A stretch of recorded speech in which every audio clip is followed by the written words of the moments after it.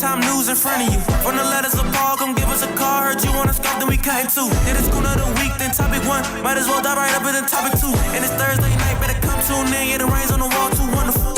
We going live on the big screen. Tallahassee Camp doing big things. For the people, yeah, the promise be fishing. You ain't tuned in, you gon' miss it. Pay attention, man, you better go listen. For the 12, yeah, you know we on a mission. What's going on, yeah, we gon' list it. And time news out to the missiles. Riders on the wall. Riders on the wall. Riders on the wall. Riders on the wall.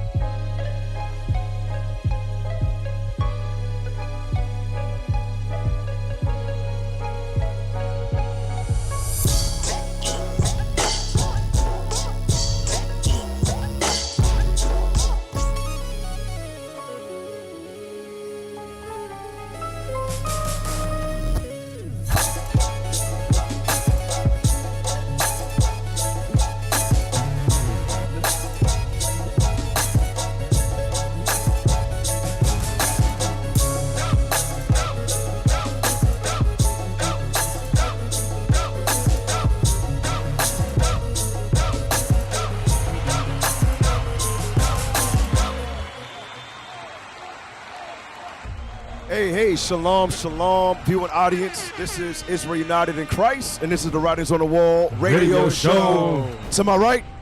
Shalom, shalom, Officer Obadiah. Shalom, Israel, Officer Elijah. Shalom, Israel, Officer Samson. And this is your place for End Time Time News. Yes, it is. Okay. Hey, turn me up, man. Turn me up. I'm the red mic. Hey, shalom, family. All praise to the Father. We back again with another show. As you know, it's going to be a lot. It's going to be action-packed. That's it. We got some good topics today, but before we dive into it, Yes, sir. Officer Sampson, Yes, sir. what's been going on this week? Oh, a lot been going on, Cap, this week. I know went to Atlanta / Riverdale. You know what I'm saying? To wake up our people down there. That's right. Because they really need waking up. They need last days. I agree. There's a lot of sodomites in Atlanta. I agree. They need some waking up. I seen the video. That you were doing. No. You rebuked them, though, Cap. I mean, yeah. I was teaching, and they happened to be in that video. Right. So don't put us together. You understand? Right. You separated, though. Right. That's it. All right, all praise. You got to be separate from this world, though. All praise to the Most High. And you know that's right. Hey, but I know, you may see us with some bags under our eyes. We've been working at the school this week. Right. That's right. Putting in a lot of hours. Yeah, getting in a lot of hours. But hey, we got to give the people their end time news. That's right. We're not gonna That's play right. around with that thing. Better So, say it. y'all said the event was good. I was somewhere else. Yeah, the event was Yeah, good. the event Officer was good. Elijah. These brothers ain't saying Yes, nothing. sir. I'm trying to get them going. All praises. Yeah, we had a great time. It was good to be amongst leadership. All praise to the Father for the hospitality we got from IUIC Atlanta. We got to go out, like Officer Sampson said, we got to bring the word out to the people. The people got to see an example of righteous men walking together, not showing them that we're going to father our kids. We're going to stay married to our wives, and showing y'all that the narrative of the black man is changing now that we walk in this earth. Okay. Yes, sir. Well, like both of us already stated, it was very good to know that there are still people that's standing for righteousness. Like the scripture be saying, who will stand up for God? Well, we were standing for God in that wicked march to show them the right way. There's a wrong way and there's a right way. The Israel United in Christ always where our people is to bring light to those that are without. All praises. That's Y'all right. are all That's right. right. That's right. Yeah, man. But hey, all praises, man. Like I stated earlier, we've been traveling, been doing a lot. So keep us in your prayers. Obviously, keep the leadership in your prayers. That's right. The That's bishops, shout out to the bishops, the deacons, the captains, officers, continue to do a mighty work. But hey, we about to dive into the first segment, Let's go. weather report. All right, y'all ready? All right, play the clip.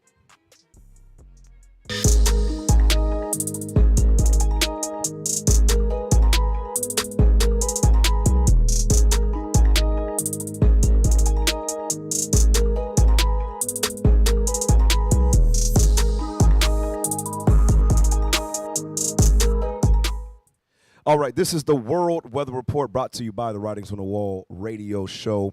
Before we dive into it, I'd like to get a quick script. Give me the book Isaiah chapter 29 real quick, and I want you to start at verse 7. And let me get there with you. I want to bring this thing out because, kind of stemming off from last week's show, you see the nations rising against us. You see all of these atrocities, the earthquakes, and the pestilence, all of that. All of that's taking place. So, we always like to get, the viewers out there. We want to make sure that the message is getting across, especially for you new viewers that are tuning in for the first time. So I want to start right here. Give me Isaiah chapter 29 and start at verse 7. The book of Isaiah, chapter 29 and verse 7. Watch this, y'all. In the multitude of all the nations that fight against Ariel. Right, Ariel. Who's that talking about? That's talking about Jerusalem. Ariel means the lion. That's what it's talking about right there. So it says, all of the nations that fight against Ariel. Give me the one in, we want 1 Maccabees 2. That's talking about every nation outside of Israel because they all had a hand in our captivity, right? All right, so give me that one real quick. 1 Maccabees 2:11. We're coming right back. The book of 1 Maccabees, chapter 2 and verse 10. What nation have not had a part in her kingdom? Right. It says, what nation have not had a part in her kingdom? Who's the her? That's going into Ariel. That's going into Israel. Read that again. What nation have not had a part in her kingdom? Go ahead. And gotten of her spoils. Uh-huh. All her ornaments are taken away. Right, so we've been spoiled. We've been robbed as a people. All right, when you read Joel, the 3rd chapter, it talks about them taking our gold and our goodly things from our temple. All right, we also been robbed of our heritage as a people as well. All right, there's a particular nation out there who's pretending to be us right now. Bring it up. All right, go back to Isaiah 29:7. The book Watch of this. Isaiah, chapter 29 and verse 7. Watch this, y'all. And the multitude of all the nations that fight against Ariel, Uh-huh. even all that fight against her and her munition, Read. and that distress her, shall be as a dream of a night vision. So this is that motivation right there. We starting off letting y'all know that this is gonna pass through. Yes. The scriptures say all of the nations that come against us is gonna be as if it were a dream. That's right. So when we wake up, guess what? All we're gonna see is the kingdom. That's right. All we're gonna see is rulership. Go ahead. Right. It shall even be as when a hungry man dreameth, Mm-hmm. and behold, he eateth, but he awaketh, and his soul is empty. Right. You know, that's what's that, a mirage. You ever seen I remember Rugrats. Y'all used to watch Rugrats Yes, back sir. in the Yes, day? yeah. I forgot which episode it was. Obviously, that's a long time ago. But I think it was Tommy, the little white boy with the drawers. He was always in his drawers. Like they was out in like a desert, the episode or whatever. They thought they was out in the desert, and they kept seeing stuff because they was hungry, they was thirsty. All right, but when they got to it, it wasn't the actual thing.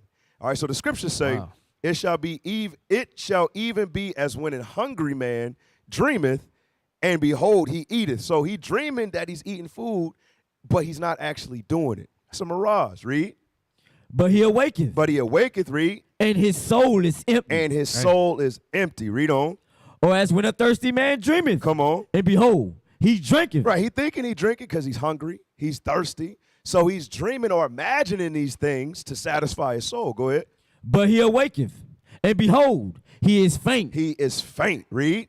and his soul hath appetite. Go ahead. So shall the multitude of all the nations be that fight against Mount Zion. You see that thing right there? That's what God is saying about the other nations. They're going to be in despair. It's going to be as if they want to eat, but they can't. They want to drink, but they can't. Because God is telling us what? All the nations that come against Mount Zion are going to fall. That's what God is saying. Bring it on. Now we bring out all of this for a reason. Give me verse 6. Watch this, y'all. Verse 6. Go ahead. Thou shalt be visited of the Lord of hosts. Uh-huh. With thunder. With what? With thunder. Go ahead. And with earthquake. Come on. And great noise. With storm and tempest. Read. And the flame of devouring fire. But guess what? Before this take place, this has got to happen right here. So pull up the first article. Bring it out. Pull up the first article. Watch this, y'all. Read that. 6 earthquakes hit Southern Colorado. 6 earthquakes hit Colorado in 24 hours. Wow. Get a most high round of applause for I that. better shit clap right it there. up. Clap that thing up. That's why we got to pray for one another. That's why we got to keep each other in our prayers. But That's right. obviously, what? We getting closer to that deliverance, the Most High fighting for us, like we read just now in Isaiah. Read. Go back to the articles. Read some of this.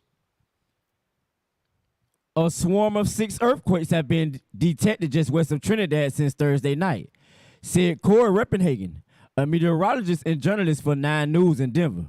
2 were magnitude 4.3, including one that hit at about 1:30 Friday afternoon. Earthquakes are rare in most of Colorado, but Barnhart says that part of Las Animas County is the most systematically active region in the state. There have been 66 earthquakes stronger than magnitude 3.5 since 1990. Residents in the area reported the shaking. Barnhart says the National Earthquake Information Center in Golden received about 100 individual reports of shaking. However, no damage or injuries were reported. Right. So like we read, like we read constantly in Matthew 24, it says earthquakes in diverse places. Right. All right, and that's exactly what we're saying right here. You have something else? Yes, sir. I just want to point out, Cap, like I always point out that a lot of people get desensitized, but you got to think about it. We ain't giving weather report on just like, oh, it's going to rain over here. Right. We're giving you extreme situations where it's like people dying.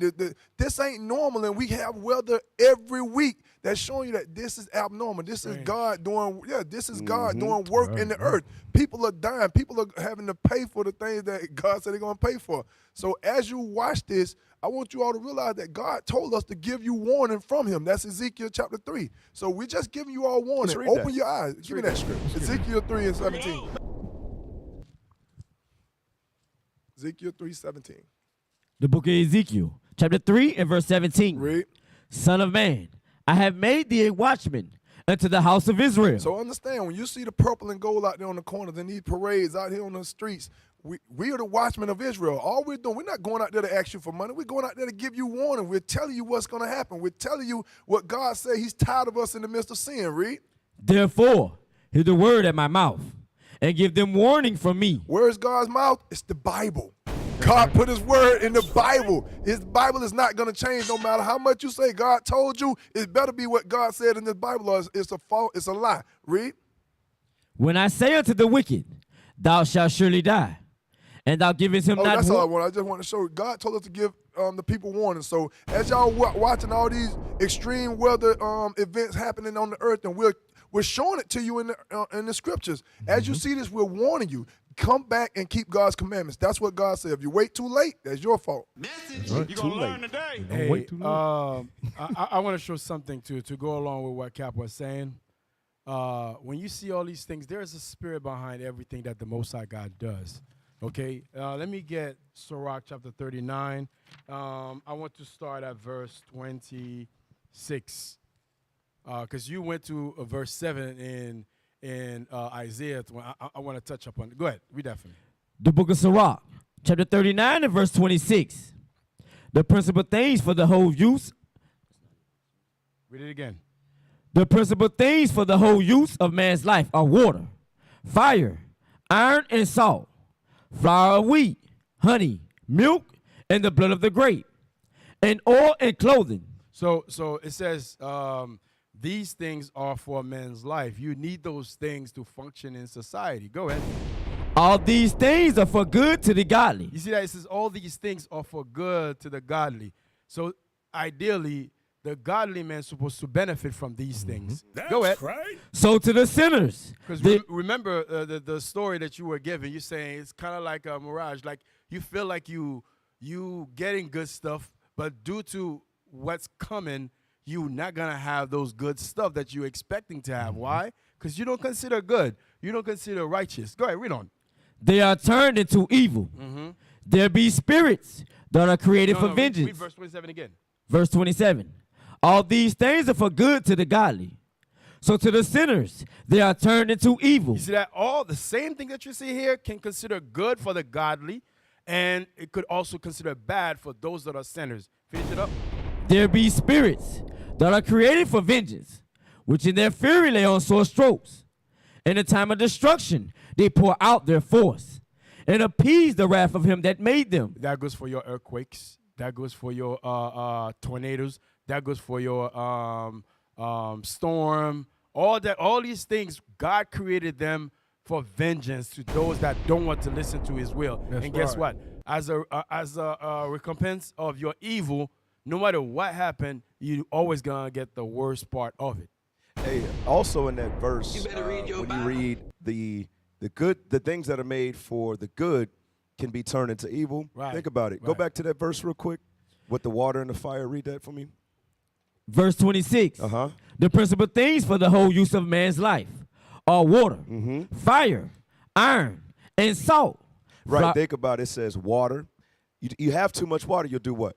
You'll drown. Yeah. That's what's taking place with these different floods, these different storms. Right. Fire, the wildfires. Fire is good to heat up and cook your food. Right. But when it's surrounding you, It's not good. it's not good. It's gonna hurt. It's gonna sting a little bit, Barbecue. right? Exactly. Crispy. Exactly. It said iron, right? Iron is precious metal. We need these things. We iron press our clothes. We build structures with it. But guess what? It wasn't good when that iron fell down on the inhabitants of Turkey a few weeks ago, right? All right, read on. And salt. And what? And salt. And salt.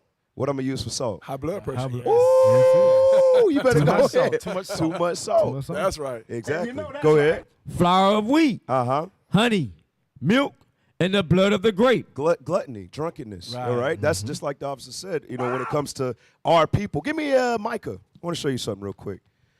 And then we're gonna get back to it. I know there was something in Malaysia. There's stuff all over the earth every week. right. We're gonna touch that. But I want to bring out this script real quick. Give me Micah 3. Just start at verse 1. Let me hear it. The book of Micah, chapter 3 and verse 1. And I said, hear, I pray you, O heads of Jacob, and ye princes of the house of Israel. Read. Is it not for you to know judgment? Yeah, watch this. who hate the good. Who do what? Who hate the good. Right. So God he's blessed us, blessed us with benefits, right? Right. All right. He's blessed us with food, clothing, shelter, all of that. But it says right here, we can warn our people all day, like the officers was bringing out. But if our people despise what God has set forth for us, there's nothing we could do. Right. All right. Read verse 2 again. Who hate the good. Who hate the good And love the evil. and love the evil. Read. Who pluck off their skin from off them. And their flesh from off their bones. Right. Our people is in all types of wickedness, all types of wicked human sacrifice. That's what it's talking about right there. So, hey, we are going to prophesy the scriptures, whether they hear or whether they forbid. But at the end of the day, judgment's already set. It's already set. Right. Pull up the one with the death toll, because we touched this a few weeks ago with the cyclone. Yeah, read that for us, please. Cyclone Freddy death toll in Malawi, Mozambique passes 100. Wait a minute. More than 100 people have been killed in Malawi, Mozambique, after Cyclone Freddy, packing powerful winds and torrential rain, returned to southern Africa's mainland. Freddy barreled through southern Africa at the weekend for the second time in a few weeks, making a comeback after its first hit in late February. Go ahead. Malawi bore the brunt, counting at least 99 deaths after mudslides overnight washed away houses and sleeping occupants. See that thing right there? That's too much water right there. Right. And See God Bring it decided out. to bring that judgment. Said mudslides killed over 99 people and displaced them. That's one thing we gotta concentrate on, brothers and sisters. Think about it. Death is bad, but being displaced, not having the principal things of life, not having the clothing, not having the shelter, that right there is very dangerous. Why? Because now you got to worry about the elements. You have to worry about the wildlife in the area. All right. So these things that we have to consider, like we always talk about preparation. You got to have your bug out bag, because you got to be ready to go at any time. It could be bad weather that does it, or it could be the enemy that does it. So we got to be ready to be mobile. Give me the one. Give me the one in Hebrews. The one that say pilgrims. Is it 12? Yeah. Yeah, give me that one real quick. Came to mind. Y'all all right? Mm-hmm. Is it 11? Yeah. Give me that one. 11 and 13. Watch this. The book of Hebrews, chapter 11 and verse 13. These all died in faith, not having received the promises, but having seen them afar off, and were persuaded of them, and embraced them, and confessed that they were strangers and pilgrims on the earth. It says in what? That they were strangers and pilgrims on the earth. It says it's strangers and pilgrims on earth, because what a lot of our people don't realize is that this is not our rest. Right. All right. This is not the kingdom right here. This is the land of our captivities, wherever we're scattered. Right. All right. Read on. For they that say such things declare plainly that they seek a country. Declare plainly that we do what? Seek a country. And that's what we have to understand. We have to prepare for the worst. Understanding we got to go through all of this pain, all of this tribulation before we walk into New Jerusalem. That's right. Understand that thing. Give me the one in 2nd Ezra as well. But finish this. Give me verse 16. Verse 16. But now they desire a better country that is in the heavenly. Wherefore God is not ashamed to be called their God. For he hath prepared for them a city. You see that thing? God said he has prepared for us a city. Go ahead. By faith. Abraham. I'm sorry. I want to go through all that. Give me 2nd Ezra 16. I'm going to go with this. Give me 37. And I want you to read down to verse 40. Watch this. The book of 2nd Ezra, chapter 16 and verse 37. Behold, the plagues draw nigh. Right. The plagues draw nigh. What are some of those plagues? The earthquakes, the pestilence, the fires, the killings, all of that. All of these things are drawing nigh. Go ahead. And are not slack. Read. As when a woman with child in the 9th month bringeth forth her son. Come on. Within 2 or 3 hours of her birth, great pains compass her womb. Exactly. And that's what we're going through. We're in Jacob's trouble. These are the great pains before we can enter into that city. Go ahead. Which pains, when the child cometh forth, they slack not a moment. Even so, shall not the plagues be slack to come upon the earth. Right. The plagues are not slack. We're seeing them unfold every week. Brothers and sisters, what you got to understand, our deliverance, like I say in Romans 13, it's coming quicker than what you even understand. Right. Our deliverance is right around the corner, brothers and sisters. We're gonna touch on Iran, Saudi Arabia later, China on the uprising. That's 2nd Ezra 15 right there. Right. We got to understand these things are unfolding on the day-to-day, brothers and sisters. Read that verse again. Even so, shall not the plagues be slack to come upon the earth? Go ahead. And the world shall mourn. And the world shall mourn. Why? All of the bloodshed. Remember, it says that it should be so much death should be like dung. Okay? The blood. No, I ain't gonna go to that. Go ahead. Read on. And sorrow shall come upon it on every side. It says, and sorrow shall come upon it on every side. And you know that's also going into that stupid bonehead prison doctrine of fleeing America. Come on, Right. Bring it up. It say it's gonna come on every side. Right. That means if you get on a plane and go to Africa, that means what? You're gonna get it. You're gonna get it there too. Boom. Now don't get it twisted. Don't get it twisted. Scripture says, okay, when you see persecution happen here, okay, go to the next city. We understand that, but don't teach people that it you up. can escape the tribulation Bring or it the up. affliction. Right. right. You cannot do it. All you can do is try to survive it, prolong the life, but understand no matter where you're scattered, you are going to face the same curses. Right. Understand that, brothers and sisters. Read on. Verse 40. Watch this. O my people, hear my word. It says what? O my people, hear my word. Go ahead. Come on. Make you ready to the battle. Uh-huh. And in those evils, be as pilgrims upon the earth. Right. Be ready to go here.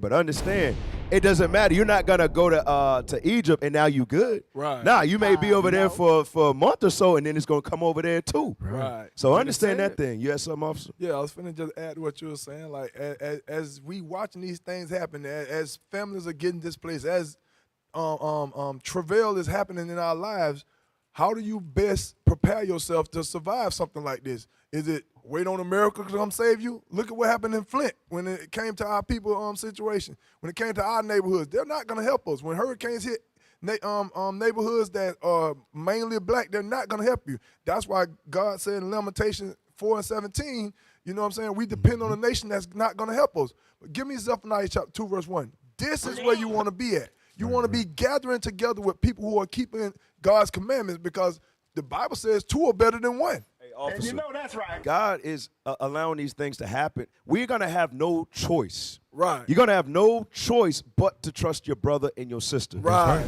That's what it's gonna be. Yes, right. it's gonna be betrayal, but think about it.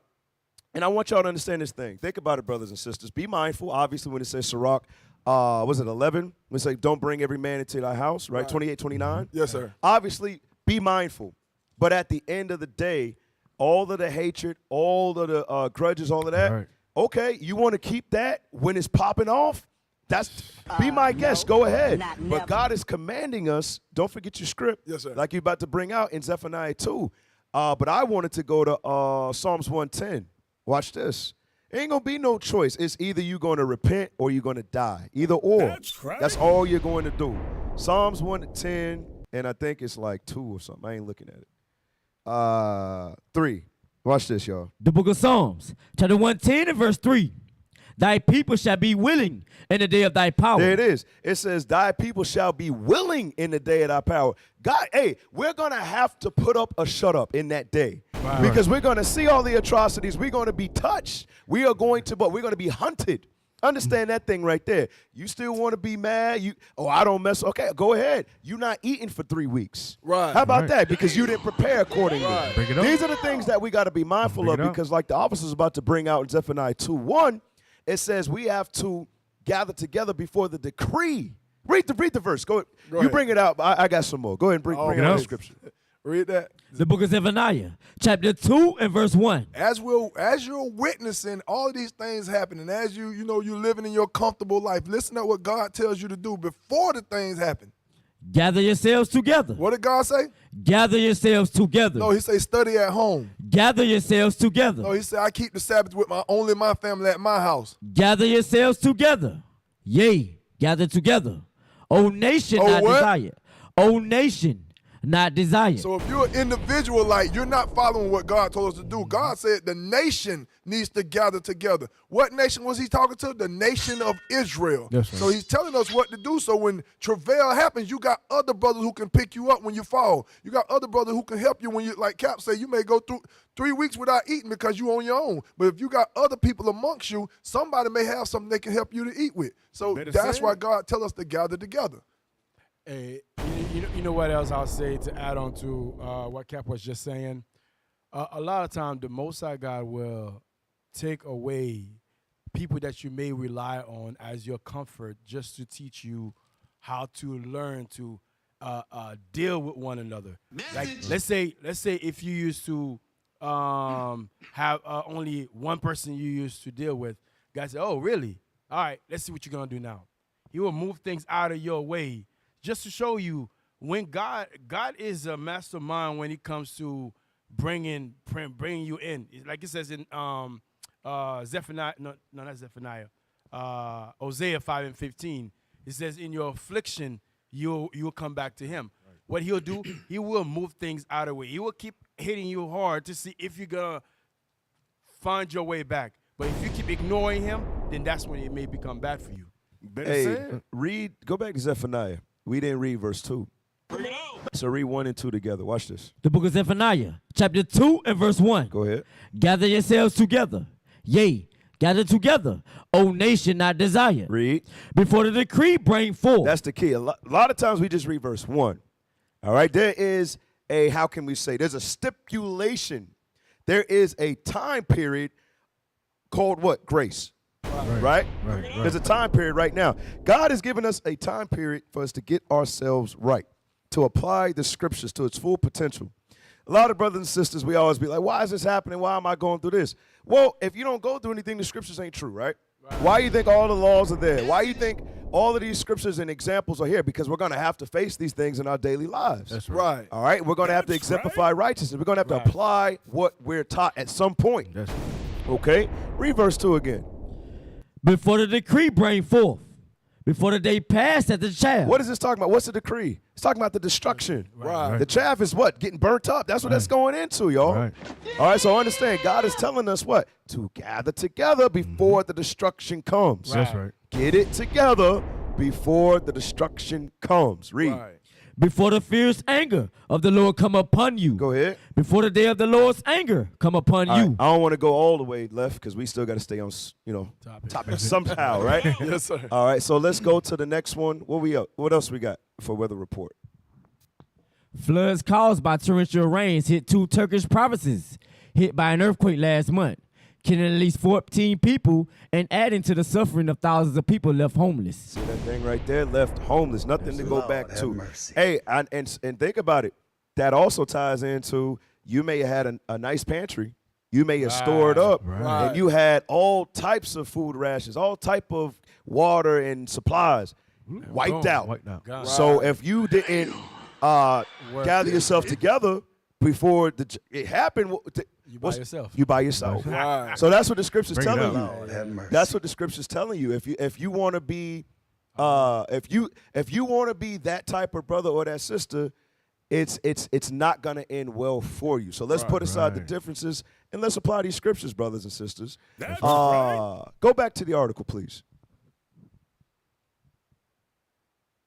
Anytime. Thank you. Read that again for us. Floods caused by torrential rains hit 2 Turkish provinces, hit by an earthquake last month, killing at least 14 people and adding to the suffering of thousands of people left homeless. It should be a video, right? All right, play the video.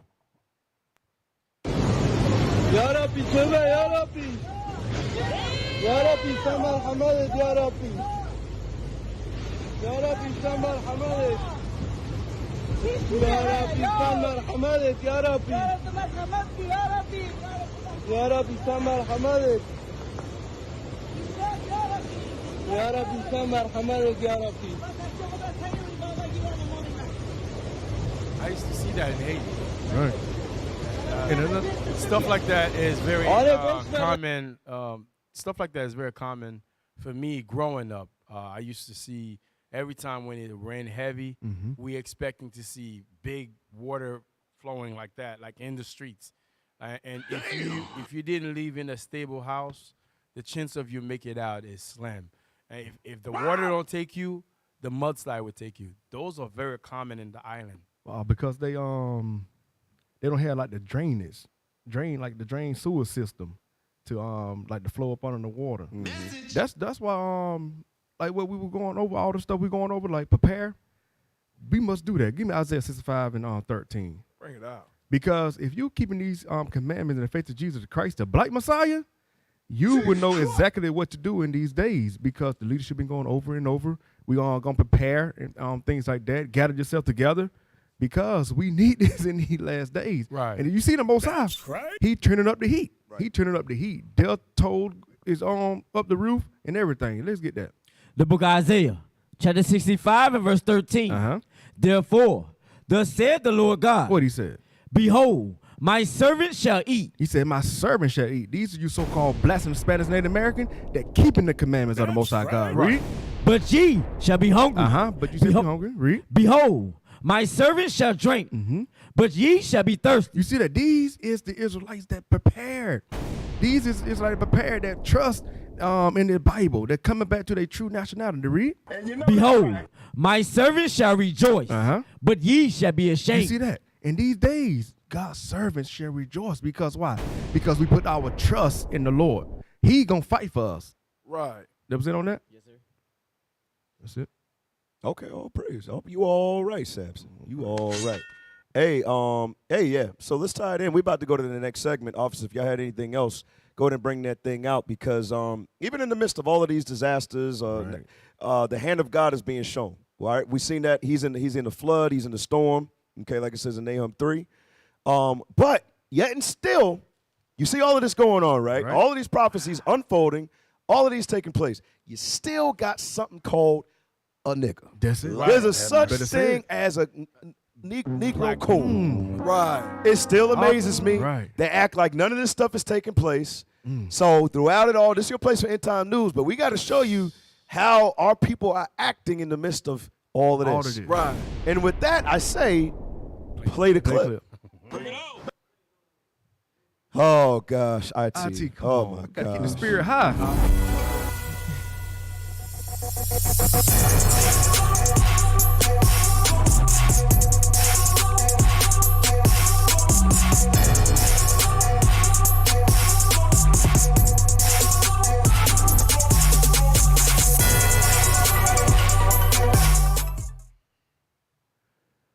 Okay, so we're not gonna put the. It's supposed to be the order. Just to throw something out there, Cap. Like Sierra, not only like you. Wait. pointed out, Wait. What your glasses? Well, it's all right. It's okay. So we're going to talk about what we're about to get into real quick. All praise. Because I was confused. I ain't gonna lie to you. I'm gonna So play. that I'll say this. That is actually a clip of one of our old shows. Right. Okay. Because I was like, wait a second. Elijah talking, but I'm looking at it. He not talking. I was like, wait a second. I was like, all right. That's what that was. So let me set the stage first. Okay. Shouts out the crew back there. All right. So y'all, I don't know if y'all remember, but a few weeks ago, a singer by the name of Sierra, right? She was in the news, or she made headlines for a song that was talking about single, independent women, right? Right. But she got called out for it. She got called out by some of her fans and whatever, the people, people on Twitter and things of that nature, because she's singing about being single, but she herself, she's married. Right. So there's like, He belongs to the streets. okay, yeah. So she's singing about this one for the girls or this one for the ladies, promoting that lifestyle, but she's rich. She got a man. Right. She married. Come on now, dog. All right, so we prophesied something. I don't even know if y'all caught that thing. We prophesied it a few weeks ago. So I asked IT, I said, do me a favor, find the clip of when we was talking about this. So play that for us, IT, real quick. Just to throw something out there, Cap. Like Sierra, not only like you pointed out earlier, you said they gave her husband flack for him being a good dude. but Right. They never gave Sierra flack when Sierra been running around here not acting like a wife, because she be hanging with Megan Thee Stallion twerking. Damn. Why she married? Nah, I ain't know that. Yeah, in public places. They go to public places twerking. Oh, no, Elijah be on it. Elijah be on it. I didn't know that. Yeah, but she's the one acting not like a wife, and ain't nobody been holding her accountable. So it's good to see that they're starting to hold her accountable. And a lot of these celebrities be rapping stuff that they don't push in their own lives, just like Cardi B was playing a song, and then her daughter walked in, she turned it off. Right. That's the kind of stuff they do. They're pushing messages to our kids, but they don't want their kids and their household to be reflective of what they're pushing in their music. So Russell Wilson Russell Wilson, you need to take note because it sounds like your wife is for the streets. Right. That's what it sounds like. Cut it. So we said it. It was like, hey, your wife, she for the streets. She out there, bro. Right. Yep. So let's pull up the article. Now we back. This is us again, all right? Right. We live right now. We live. Right. So let's pull up the article recently that happened just a few days ago. Read that for us. Sierra turns heads and batted their dress at Vanity Fair Oscars party. Now, I got to warn the audience, they may have young kids, but Sierra's going to be butt naked in this picture. We got to let you know. All right, so let's scroll down. This is what she showed up in at the Vanity, what is it called, Vanity Fair? Oscar party or whatever. All right, so read that. Sierra is never a stranger to high fashion. Following the 95th Annual Academy Awards in Los Angeles on Sunday, the 1-2-step singer was one of many musicians who dazzled at the Vanity Fair Oscars after party and took to the red carpet to pose for photos at the event. Sierra, however, went for one of the more daring looks of the evening, showing up in a battered their mesh dress. Read. The 37-year-old posed for pictures at the evening in a sheer and shimmering knitted halter gown by Dundas that left little to the imagination, using black underwear and flesh-colored pastries to cover up. Sierra accessorized the look with diamond drop earrings courtesy of Cartier, black velvet elbow-length gloves, and black strappy Santoni's heels. All right, so scroll down. Is there pictures on this article? Scroll. Okay. All right. Is there pictures on that article? You getting it fixed for us?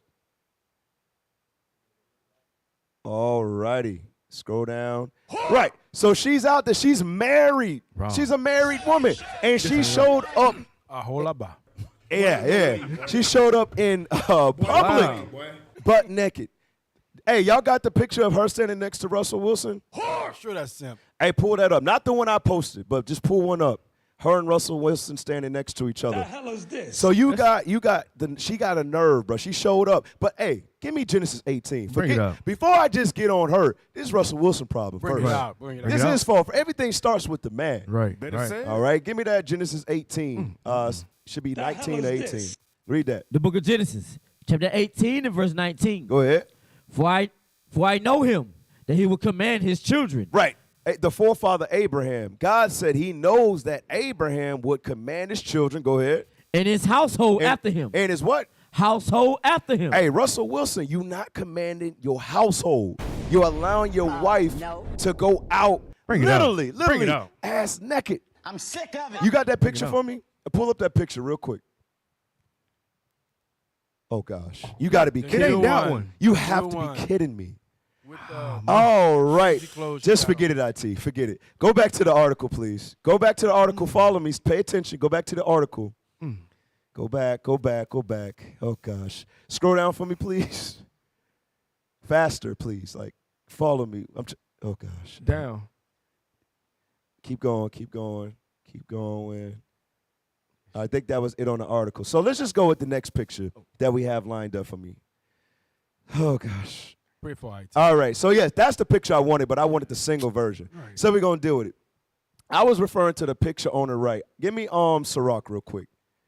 Give me Sirach chapter 26. Actually, give me Sirach 7. I want to read this first. Now, we're going to get to the picture on the left because they are, quote-unquote Christians, right? Right. In a Christian church. I see it. That's what they profess. But you see what Christianity is really all about on the right-hand side, Break it right? out. All right, hey, keep the picture up for me. I want to read this script real quick. Give me Sirach 7:26, and I want to go to Sirach 26. Watch this. The book of Sirach, chapter 7 and verse 26. Watch this. Hast thou a wife after thy mind? Uh-huh. Forsake her not, but give not thyself over to a light woman. Right. So Russell, he's all Christianity out and all of this stuff like this. Y'all ever heard the term, you can't turn a hoe into a housewife? I've heard that. Yeah. Right. So that's what it's talking about on that latter part of the verse. I ain't saying Christianity's right. Obviously, we know it's of the devil. Right. But you had, he's a diehard Christian. So what she do? She's like, okay, I see security. I see a man who's got himself together. Oh, that's what he want me to do? Right. I bet I'm going to do that. But Russell, he was what? He was beguiled by the booty. Right. That's what happened. That's Right. it. All right, so read the verse again. Watch this. The book of Sirach, chapter 7 and verse 26. Go ahead. Hast thou a wife after thy mind? Uh-huh. Forsake her not, but give not thyself over to a light woman. Right. The light woman is talking about a woman that don't got her mind together. Right. Okay, now give me the one in Sirach 26. I want you to start at verse 7. All right, now watch this, y'all. The book of Sirach, chapter 26 and verse 7. Go ahead. An evil wife is a yoke shaken to and fro. It's an evil wife is a yoke shaken to and fro. Watch this. He that hath hold of her is as though he held a scorpion. Is as he held a what? A scorpion. Now, Russell right here. Hey, zoom into Russell Wilson's face, please. Zoom into his face. I can see the pain on Russell Wilson's face right here. That's not what he wants. Right. I know that's not what he wants deep down inside, right? But he got to go with it. You know why? Damn. Because if he don't go with it, what's she going to do? She gonna leave him. She going to divorce him. Right. And he's in a lose-lose. He's in a lose-lose situation because if he Double time leave lose. her, guess what she going to do? She going to get alimony. Right. And remember, he taking care of future sons. Right. Wow. You understand? So guess what? He stepped up to be a father. So guess what? He gonna have to pay child support for that baby too. Right. So he already know what time it was. So he's like, damn, it don't come back to bite me. All right, go back to the verse. Where you at? Verse 7 or 8? All right, read that for me. Verse 7.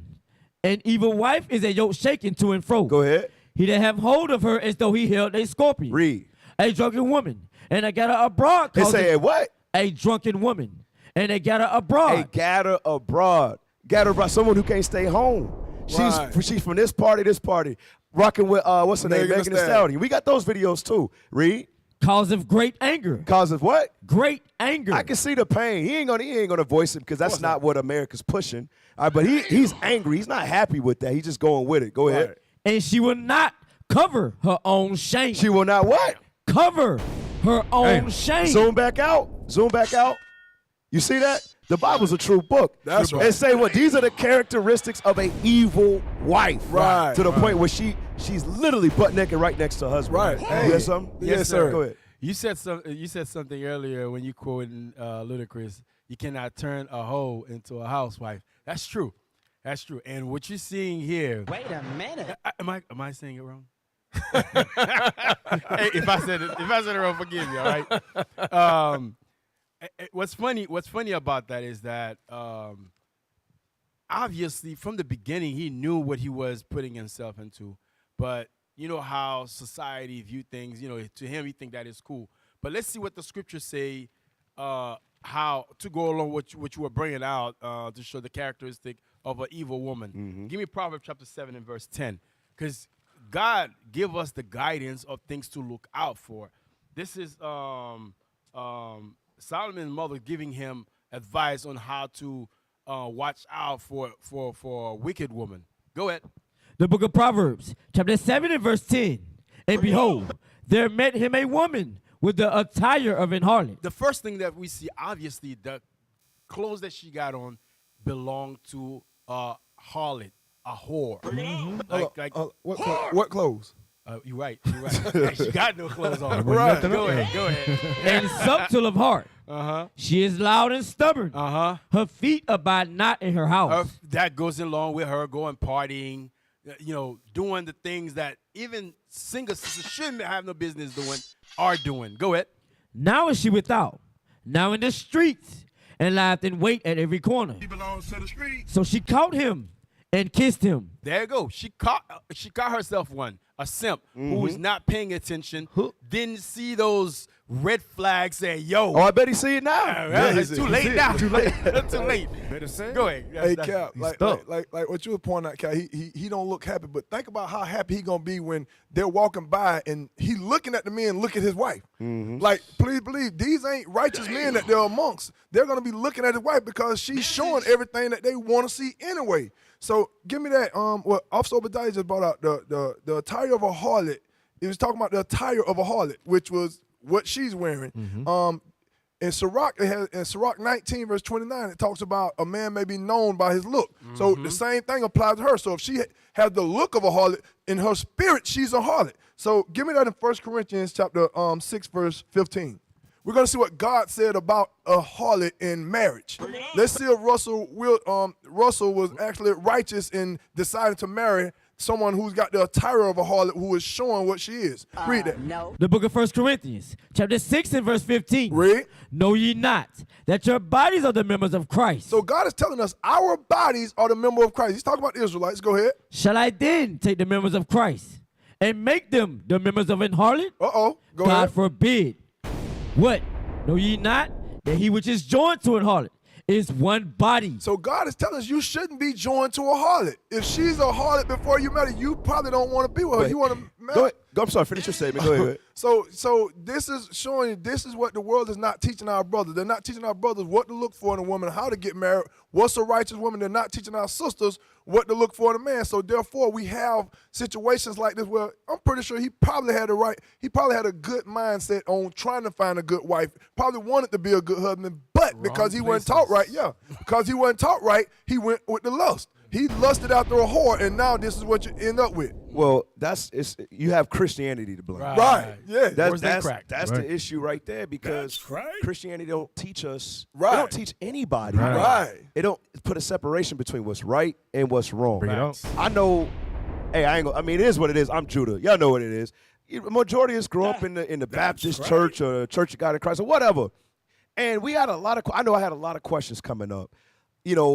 How do I know what's good and what's bad? All it comes to is opinions. Right. Because Christians, what do? They cherry pick and they pick, we going to do this and we not going to do that. Right. So when it came to the situation with Russell, he knew what type of lifestyle she was living, but he was not able to see if she was a good sister or a bad sister because he had nothing to base it off of. Right. Give me, there's a few scriptures I want to go to, but start in Ezekiel 22:26. Ezekiel chapter 22, verse 26. They put no difference. Right. All right, read that for me, please.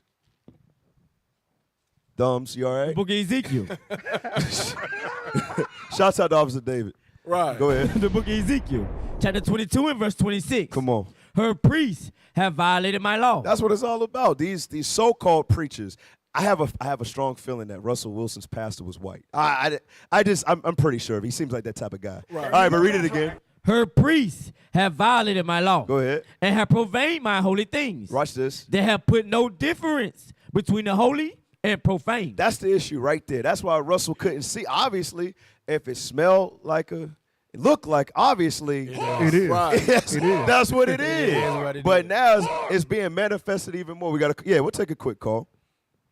Hey, Shalom, caller, what's your question or your comment? Yes, hello, brothers. I have a question here for you guys. What you got? So I've been watching Bishop's preachings and teachings also, and so I saw 1 John chapter 2, verse 2, and I don't understand that part. If we are the Israelites and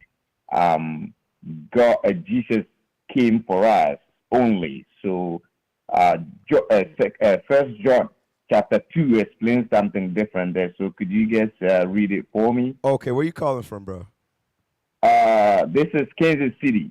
You calling from Kansas City? How long you been Kansas watching? City, yes. What's your You nationality? what? Let me ask you, what's your nationality? I'm from Ghana. You from Ghana, okay? Yes. So your nationality? You're a Ghanaian? Ghanaian? I am Ghanaian, absolutely. Okay, got it. So But I'm in America right now, yes. I understand. So let me ask you this: when God sends His Son Christ to return to the earth, right? Who is He coming? Yes. Who is He coming to save?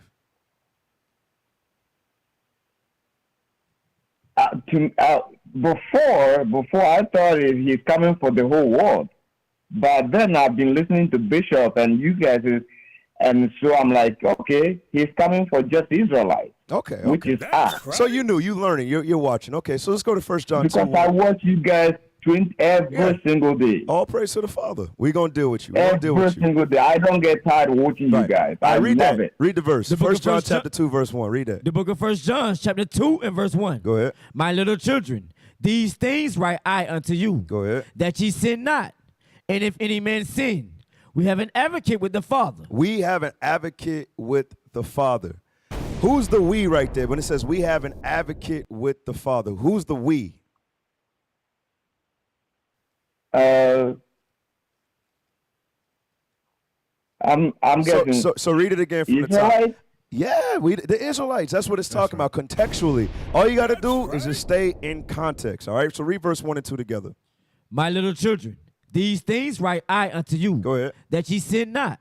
And if any man sin, we have an advocate with the Father. Go ahead. Jesus Christ the righteous. And get that real quick. Matthew 1 and 21. It's very, very, very simple. It's just that, like we were going into the Christianity, they have put the confusion there on the earth. So when we go to the scriptures, we assume it means something because the influence that Christianity has caused. All right, so give me that Matthew 1:21. Read the that. book of Matthew, chapter 1 and verse 21. Go ahead. And she shall bring forth a son, and thou shalt call his name Jesus. Read. For he shall save his people. He shall do what? Save his people. Read. From their sins. Matthew 2:6. So it says he shall save his people from his sins, from their sins. It's very easy when we go what? Precept upon precept. Matthew 2:6. Read that. The book of Matthew, chapter 2 and verse 6. Go ahead. And thou, Bethlehem, in the land of Judah, are not the least among the princes of Judah. Go ahead. For out of thee shall come a governor that shall rule my people. Read.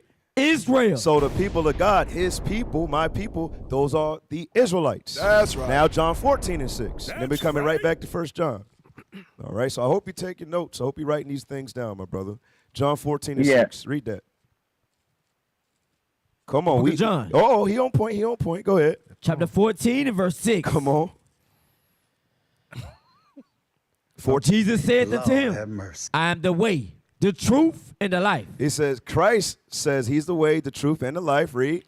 No man cometh unto the Father, but by me. Meaning what? We can't go directly to God. Who do we have to go through? No. Jesus the Christ. That's right. All right. He speaks on our behalf. Okay. Right. Now go back to 1 John chapter 2, 1 and 2. The book of 1 John, chapter 2 and verse 1. Go ahead. My little children, these things write I unto you. Go ahead. That ye sin not. And if any man sin, we have an advocate with the Father, Jesus Christ the righteous. So if we fall short, the Israelites, we have an advocate, all right, with Jesus, which is Jesus Christ, who is our advocate. Read. And he is the propitiation for our sins. And not for ours only, but also for the sins of the whole world. Right. When it says ours only, hold on. Yes, so that's right. I'm explaining it. Let me explain it, my brother. I got you. I got you. That's how we're going to deal with it. So read verse 2 again. Verse 2. Go ahead. And he is the propitiation for our sins. He's the atonement, all right? Because we don't follow what? Animal sacrifice anymore. Right. Christ was that sacrificial lamb when you read John 1:29 on down. All right, read on. And not for ours only. Right, ours is, who's this talking about? This is talking about the circumcision. Right. This is talking about the southern kingdom, the Jews. That's right. Not for us only, read.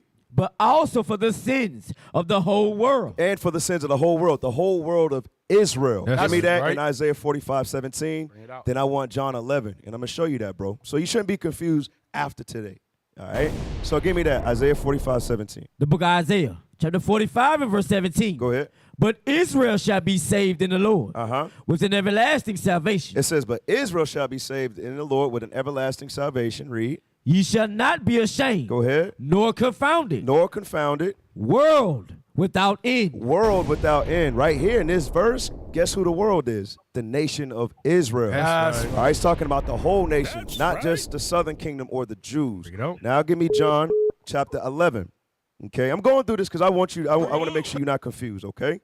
All right, so give me John chapter 11 and give me verse 50. The book of John, chapter 11 and verse 50. Nor consider that it is expedient for us that one man should die for the people. It says that one man shall die for the people. Who's that? Jesus the Christ, That's right? Read. And that the whole nation perish not. Right, and that the whole nation perish not. Read. And this spake he not of himself, but being high priest that year, he prophesied that Jesus should die for that nation. For that nation. So who are they speaking amongst? They're speaking amongst who? The Jews. That's right. He said that Christ was prophesied to die for that nation. Watch this, bro. And not for that nation only. So not for the Jews only, the southern kingdom, read. But that also he should gather together and won the children of God that were scattered abroad. Right, all 12 tribes who have been scattered abroad. That's what it's talking about, the whole world. Right. That's right. So now go back to your question, 1 John 2 and 2. That's the understanding right there. So put the nail in the coffin for you. Read that. The book of 1 John, chapter 2 and verse 2. Go ahead. And he is the propitiation for our sins. For our sins. What? Who? The Jews, the southern kingdom. Read.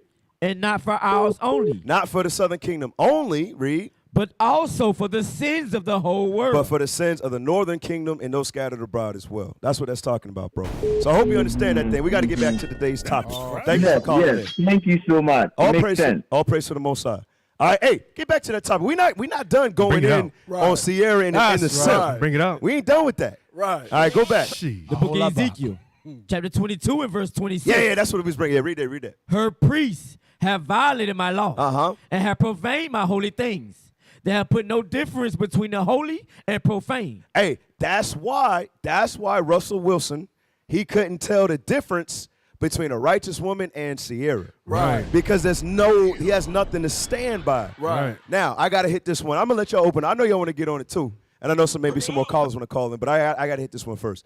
Jeremiah 7 and 8. When it comes to Christianity, this is one of my favorite verses because Christians in Christianity believe that they could do whatever they want, and God still loves them. All right? No. So watch this. This is why they're so confused. Watch this. The book of Jeremiah, chapter 7 and verse 8. Go ahead. Behold, ye trust in lying words. That's why, because they trust in lying words. They can't back it up biblically. It's not sound doctrine what Christianity teaches. Go ahead. That cannot profit. It's not going to profit you. Go ahead. We steal, murder, and commit adultery, and swear falsely. Right. It says steal, murder, commit adultery. All right. Read. And swear falsely. Uh-huh. And burn incense unto Baal. Read. And walk after other gods whom ye know not. Celebrating birthdays. All right. All of these other different demonic customs that Christians do and they practice. Read. And come and stand before me. And do what? And come and stand before me. Put that picture back up. Bring it up. Put the picture back up. You see that? So they think on the right-hand side that's okay. Bro, that's lewdness right there. That's adultery, fornication. What is she doing? She has children. Right. She's going to this party with her husband on her arms, but what is she pushing? She's pushing, hey, come sleep with me. Right. They come have a threesome. That's what they pushing. But on the left-hand side, who do they think they're standing before? They think that they're standing before God. And he's accepting that thing. Read the verse again. Read the verse again. We steal, murder, and commit adultery, and swear falsely, and burn incense unto Baal, and walk after other gods whom ye know not. Obviously, hey, that's not the God of this Bible. Right. That's not the God of that's a pagan. That's an idol that they're walking after. That's right. Go ahead. And come and stand before me in this house. And yeah, Baal. That's the God of fertility. Right. That's the God that she's serving right there. Right. Promoting those sexual acts. Right. And they got the nerve to try to stand before God. What y'all got, officer? No. Let me get First Timothy chapter 2 verse 9, so we can go to what God actually told the women to do. So Sierra, this is your brother showing you love on showing you what the Bible tells our women to do. Read that. The book of 1 Timothy, chapter 2 and verse 9. Read. And like manner also, that women adorn themselves. That who? That women adorn themselves. So understand, all women listening to this, God is telling you how you should dress. God didn't tell you to listen at what America calls fashion, what America calls dazzling, and all the words I read in the article that they was reading. They were using these words to manipulate you to think that this is okay. But this is not okay. God told you how to dress. Read it again.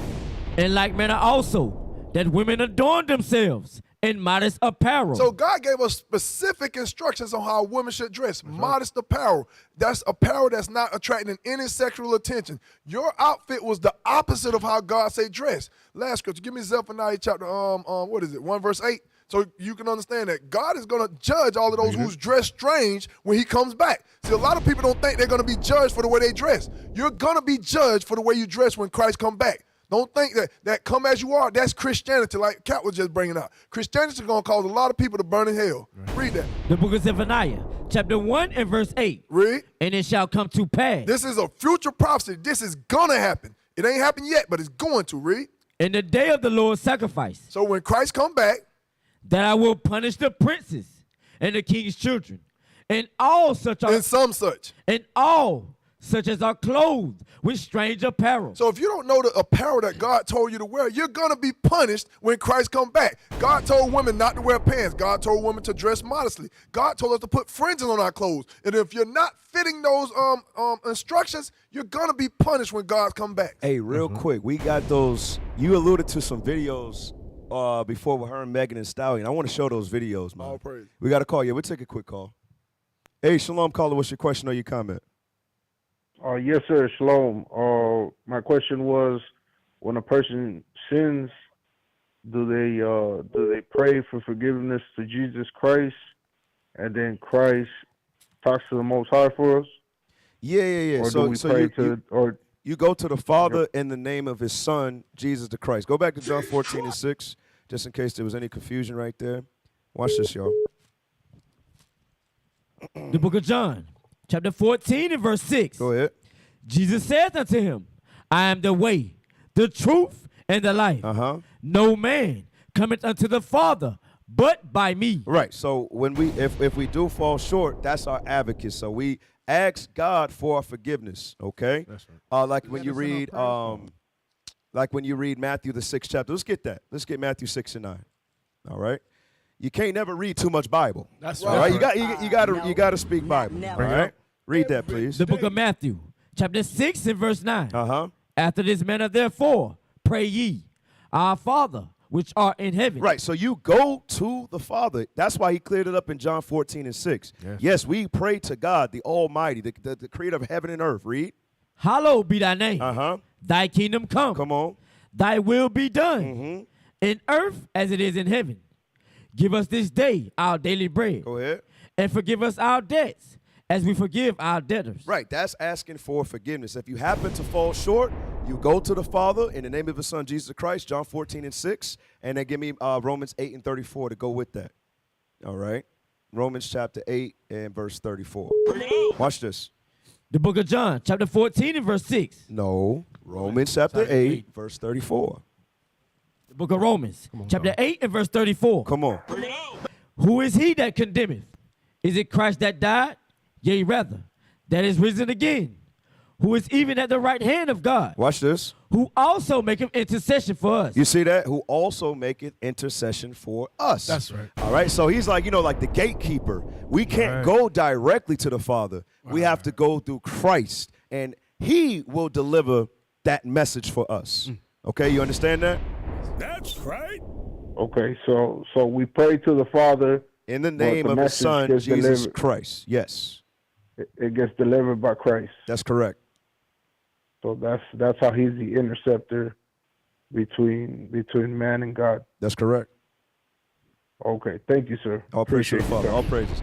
Hey, what was we for? Oh, for play those videos, right? Yes, all right, let's do that. Let's play those videos real quick. Hey, go back to Sirach 26 I want you to play the video, then we're going to hit the script again. Watch this. That's her with Megan Thee Stallion, right? And she's a married woman. Okay. She's a married woman, bro. Hey, go back to the script. Take that off. Go to Sirach 26 and verse 8. Get back in the script. Get back in the script. Get back in the The script. book of Stay in Sirach. the spirit, IT. Right. Stay in the spirit. Read that. The book of Sirach, chapter 26 and verse 8. Watch this. A drunken woman, and they gather abroad. Right, a gather abroad. Right. She going place to place. Right. And notice, was Russell in that? No. Russell ain't nowhere to be found. Right. Hey, go to the next video, because this is what she does. She gads abroad, and she plays the harlot. That's what she do. Right. Play this. There's no volume? Okay.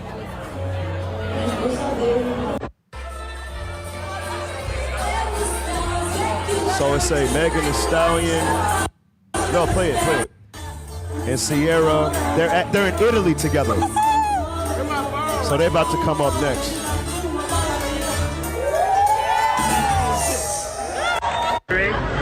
Yeah, you can pick it up and put them on hold. So you see that, right? Stop. You saw Megan Thee Stallion taking a picture with all these young girls. Right. Guess what they're going to turn out to be? Exactly. Go play the rest of the clip. So you got Megan Thee Stallion. Come on, Megan Thee Stallion and Sierra. So instead of being at home, guiding the house, she out here guiding abroad, twerking. Hey, we'll take that call real quick. Hey, Shalom caller, what's your question or your comment?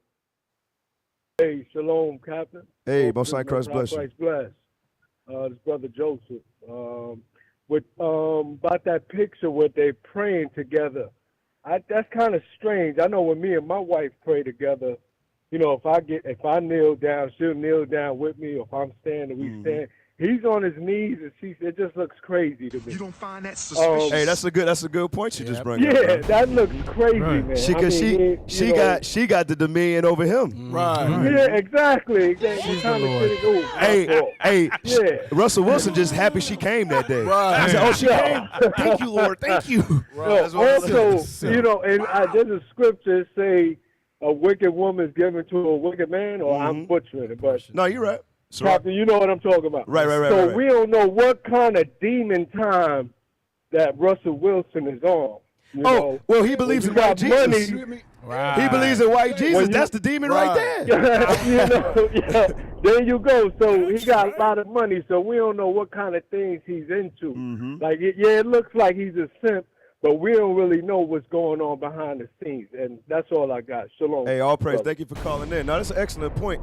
The only thing in all of this whoredom and simponology, simponology, the only thing I can give my hats off to Russell Wilson is that he forsook the white girl that was his fiance. Right. He had a white girl before he met Sierra. Wow. That's the only thing I can say. But obviously, he's still at it. He still don't know how to choose women. Right. But yeah, that's all it is. Like the brother say, Sirach 26:23. Russell, you ain't ever gonna prosper as long as you are serving white Jesus. Right. You can't do it. You had something, officer? Yes, sir. Yes, sir. Give me Hebrews 13:4. Bring it out. Hebrews 13:4. Because what we're seeing now is it's whoredom. It's whoredom. It's not lined up with the Bible, as you all can see. Read. The book of Hebrews, chapter 13 and verse 4. Marriage is honorable in all. What is honorable? Marriage is honorable in all. Marriage is honorable in all. A husband and wife that agree together. Read. And the bed undefiled. And the what undefiled? The bed undefiled. It said in the bed undefiled. Don't bring the bed into the where everybody else can see it. Right. What she wearing? That's lingerie. lingerie. That's lingerie. Right. That's what it is. That's lingerie right there. Everybody can see it. So the bed said the bed undefiled. Read. But whoremongers. But what? Whoremongers. Yes, you is a whore because your appearance of a whore, twerking in the street where everybody else can see. That's a whore. Read. And adulterers. God will judge. So the judgment of God is going to come upon you if you don't repent. Right. And Russell, he ain't innocent in none of this, bro. Simping, it don't pay off, bro. Right. Yes, sir. Yes, sir. Let me get Titus chapter 2. Okay, what we seeing here is showing you how the older women has destroying the youth. She is in what, 30-ish, like 37, 38? Yeah, she's 37. Watch this. Read that from Titus chapter 2 and verse 3. The book of Titus, chapter 2 and verse 3. The aged women likewise, that they be in behavior as becoming holiness. Remember, in the scripture, in the picture earlier, she was taking pictures with younger women. Right. Now, here she is. Instead of her being a modest woman, instead of her being a woman who is married, who is of age, she should have some type of guidance to give the younger sisters. Right. Instead, what she's doing, she's teaching them how to be a whore. Wow. We don't. Not false accusers. Not giving too much wine. Not gossipers going around from women, from sisters' house to sisters just to gossip. Okay, go ahead. Teachers of good things. It says not giving too much wine goes into drinking. Obviously, if she's going in parties, you know she's drinking. Go ahead.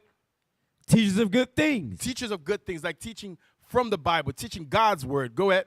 That they may teach the young women to be sober. You see, that as a recompense, what you're doing, you're teaching the younger women how to be sober. Read. To love their husband. Learning how to love your husband.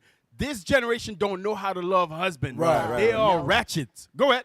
To love their children. They don't love their children. They leave their children at home and go party and having orgies and all kind of filth. God will judge you if you don't repent.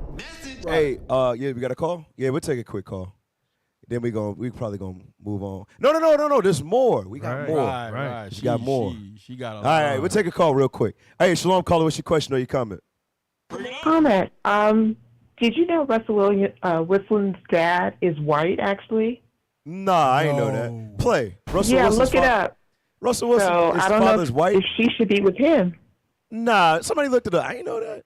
The way, hey, Yeah. nah, that's the first time I ever heard that. Somebody look it up in Wikipedia. Look it up. Look it up. Okay, since we about to look it up, what's going on here? All right, pull it up, y'all. Watch this. All right, you sure? You don't look white to me. All right, he looks black. Yes, super black. So You got woolly hair. yeah. Let's just get back to the show. Right. All praises. All right. Lord have mercy. Okay, so he's still cool of the week, and with his wicked wife, Right. 'cause he's black. Right. Is that? I'm sorry. Did I miss something? Is that a white man? No. He had woolly hair. Sis she was very aggressive. Look it up. I was like, okay, we're gonna look it up. He's black. All right. Shouts out to the sis. All right. We got another caller? All right. One more call and we gotta get back to it. We gotta stay on topic, y'all. Right. Hey, shalom, Most High Christ bless. Hey, what's your question or your comment? Hi, I'm Most High Christ bless. The comment is, Sierra has 2 sons and a daughter, and I'm pretty sure one of her kids must have told her before she left that, Mommy, you're not dressing, your outfit is not good, because Tia. Right. One of the twins. Yeah. Her son, Yup. 2 weeks ago, Yeah. her son was like, Mom, you're not dressing right. Uh-huh. So I'm pretty sure one of Sierra's sons or her daughter must have said, Mommy, you're not dressing right, because kids are honest. So. Right. So that was my comment. No, sis, that's 100% correct. Right. And I just want to add to what sisters bring out. Think about, them going to school with their friends. Right. I saw your mommy's titties. Right. Right. You got to think about that. She not, bro. You know how messed up. It's like, damn, man, Right. All of them should be suspended this week. bro. That's what I'm saying, bro. Yeah. She not. She's reckless. That's how these young brothers end up getting into fight too. Exactly. Because start talking about their mom. But it's true though. Right. It's like, bro, your mama a hoe. Yeah. But it's like, damn, she is a nigga. You know what I'm saying? It's like Isaiah 32:9. She did not think this out. Have mercy. Because she's in that lifestyle, man, Right. where they could care less about God's commandments. But this is going to have detrimental effects on the children, like the sister was saying. Bring it up. Read that, Isaiah 32:9. The book of Isaiah, chapter 32 and verse 9. Watch this. Rise up, ye women that are at ease. Read. Hear my voice, ye careless daughters. Ye what? Ye careless daughters. She don't care, though. She don't care about her seed. She's just an ostrich. Right. She could care less about her children. Right. Yeah, go to that article. There's one more article on this before we move on. One more article that we got to touch. So, yeah, let's read this. Sierra claps back at selective outrage over nearly naked Vanity Fair party dress. This is foolishness. Selective outrage. Basically saying people are picking and choosing when they want to be outraged. I'm like, yeah, this is something that you should probably be outraged about, right? Bring it up. No accountability. Yeah, there you go. women. These modern day black right. women got no damn accountability Right. at all, man. And this ain't a shot at the righteous sisters, but Right. yeah, the modern day black woman, horrible. And Lord's will, you sisters are repenting from that. Right. All right. So when you get called out and held accountable for your actions, stop getting mad. Right. Take accountability. Take a step back. Did you do it? Yes or no? Well, did you do it? Yes. Shut the hell up. Right. You understand? Deal with that thing, man. Put the emotions to the side. So she's making a mockery of it. So go back to the article. I want to show y'all this real quick. So read that. Read fast, please. She on the streets, glam in the sheets. Sierra poked fun at the haters who criticized her see-through Vanity Fair Oscars party dress on Sunday. That's not haters. That's like, hey, you need to put some damn clothes on. Right. Put something on. Some people looking out for you. Go ahead. Posting a hilarious TikTok yesterday of herself draped in a bedsheet titled POV. How I'm putting up to Vanity Fair next year. Hey, let's just go to. I got to get a script. Everything got to be scriptural. Right. How do we know that showing your behind is wrong? Right. Isaiah 20:4. it up. Read that real Bring it quick. out. Because, hey, you know what's crazy? Who was at camp with me last night? Hey, Officer Hezekiah. You remember that sister? Because we brung this situation up when we was teaching. I was like, sis, you think it's all right for Sierra to show her behind out there? She's like, I don't know. Damn. Straight up. She said, I don't know. I'm like, sister, what are you? I was like, I couldn't believe what she said. Right. I was like, I don't know. Because Christianity has failed our people. Right. They don't even know that you can't walk up and down the street with your ass out. Right. Bring it up. You can pick it up, put them on hold. Read this verse. The book of Isaiah, chapter 20 and verse 4. Watch this. So shall the king of Assyria lead away the Egyptians prisoners Go ahead. and the Ethiopians captives. Come on. Young and old, naked and barefoot. What? Naked and barefoot. Naked and barefoot, read. Even with their buttocks uncovered. Even with their buttocks uncovered. She had a G-string or she had a thong on, read. To the shame of To the what? To the shame. To the what? Shame. To the what? Shame. To the shame. It's supposed to be a shameful thing to walk outside with your ass showing. That's right. But obviously, we don't get any bombs in this show. These guys. Come on, wake up. These guys. So read the verse all the way through again, please. So shall the king of Assyria lead away the Egyptians prisoners, and the Ethiopians captives, young and old, naked and barefoot. Go ahead. Even with their buttocks uncovered. Even with their buttocks uncovered, read. To the shame of Egypt. To the shame of Egypt. Showing you it's a shameful thing to come outside showing your naked body. Right. If you did not know. It's obviously Sierra doesn't understand that. The reason she don't understand, Cap, is the company she keeping. Then and Sirach it say like birds of a feather. Right. Sirach 13 and 16. It tells you that like if you're hanging with whores, you're probably a whore, and you're probably are. you're gonna be getting feedback from a whorish mentality. Read that because like Officer Obadiah brought out. Go ahead, read that. The book of Sirach, chapter 13 and verse 16. All flesh consorteth according to kind. The Bible tells you all flesh gonna be according to kind. So that's why she's hanging with people who's living a whore's life because she got a whore's mentality. Real quick, go back to that article. Watch this. Go back to that article. Read that.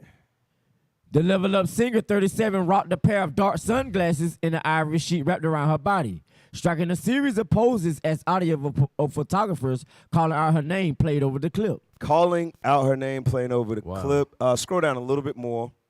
I want to get some of these. So she's mocking it. Now she's all covered up. She thinks this thing is a damn game. Scroll down.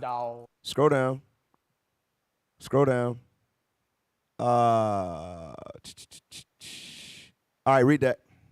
Indeed, Sierra wasn't the only star rocking a barely there fit at the annual Oscars party, with everyone from Emily Ratajkowski to Alexandra Ambrossi donning dresses that left little to the imagination. Go ahead. And while other famous faces like Hunter Scarfer, who wore a single feather to cover her breast, dared to bear at the event, most of the criticism seemed to hone in on Sierra's sexy gown. Because we don't care about the Ratajkowski. That ain't our people. Bring it out. We don't care. Right. Because guess what? Our spirit is connected with God. We have a sense, but that ain't right. That's right. We understand these things. For the most part, black people don't, when it comes to your steak, black people say, nah, man, that's bloody, man. Put that back on the grill. Right. Why we do things like that? Because we're connected still in some way, bro. Go back to the article.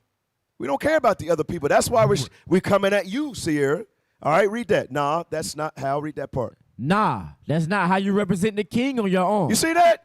Obviously, you're disrespecting your husband by coming out of the house like that. Right. Go ahead. One fan wrote on the Goody Singer's Instagram reel, save that for the single and thirsty chick. There you go. That's it. For the whores. Save that Right. for them. If you're married, you ain't supposed to be governing yourselves like that. Right. Scroll down. Not never. Come on. All right, read that. Her black G-string peeked out from the top of the dress. Read. Nothing elegant about this look is tacky and screams, I need attention. There you go. She she wants to be single. Right. That's exactly what she's saying. All right, we'll take this quick call, then we're going to move on. Spend a lot of time on this one. Take that call. Oh, Wilson took an L for that one. Yeah. Hey, Shalom, caller. What's your question or your comment? Hey, shalom, sir. Most High Christ bless. Sign Christ bless you. I just wanted to say I might be old, but I thought they used to lock people up for Indecent doing that exposure, kind right? of- Right. Yeah, I remember that. Hey, but sis, go give me Romans chapter 1, verse 25. Yeah, not anymore. Remember though, this actually, give me Revelations 11. Bring it out. Or, I'm going to get to where I want. I believe I don't want 11. I want Revelations chapter 13. And give me verse 2.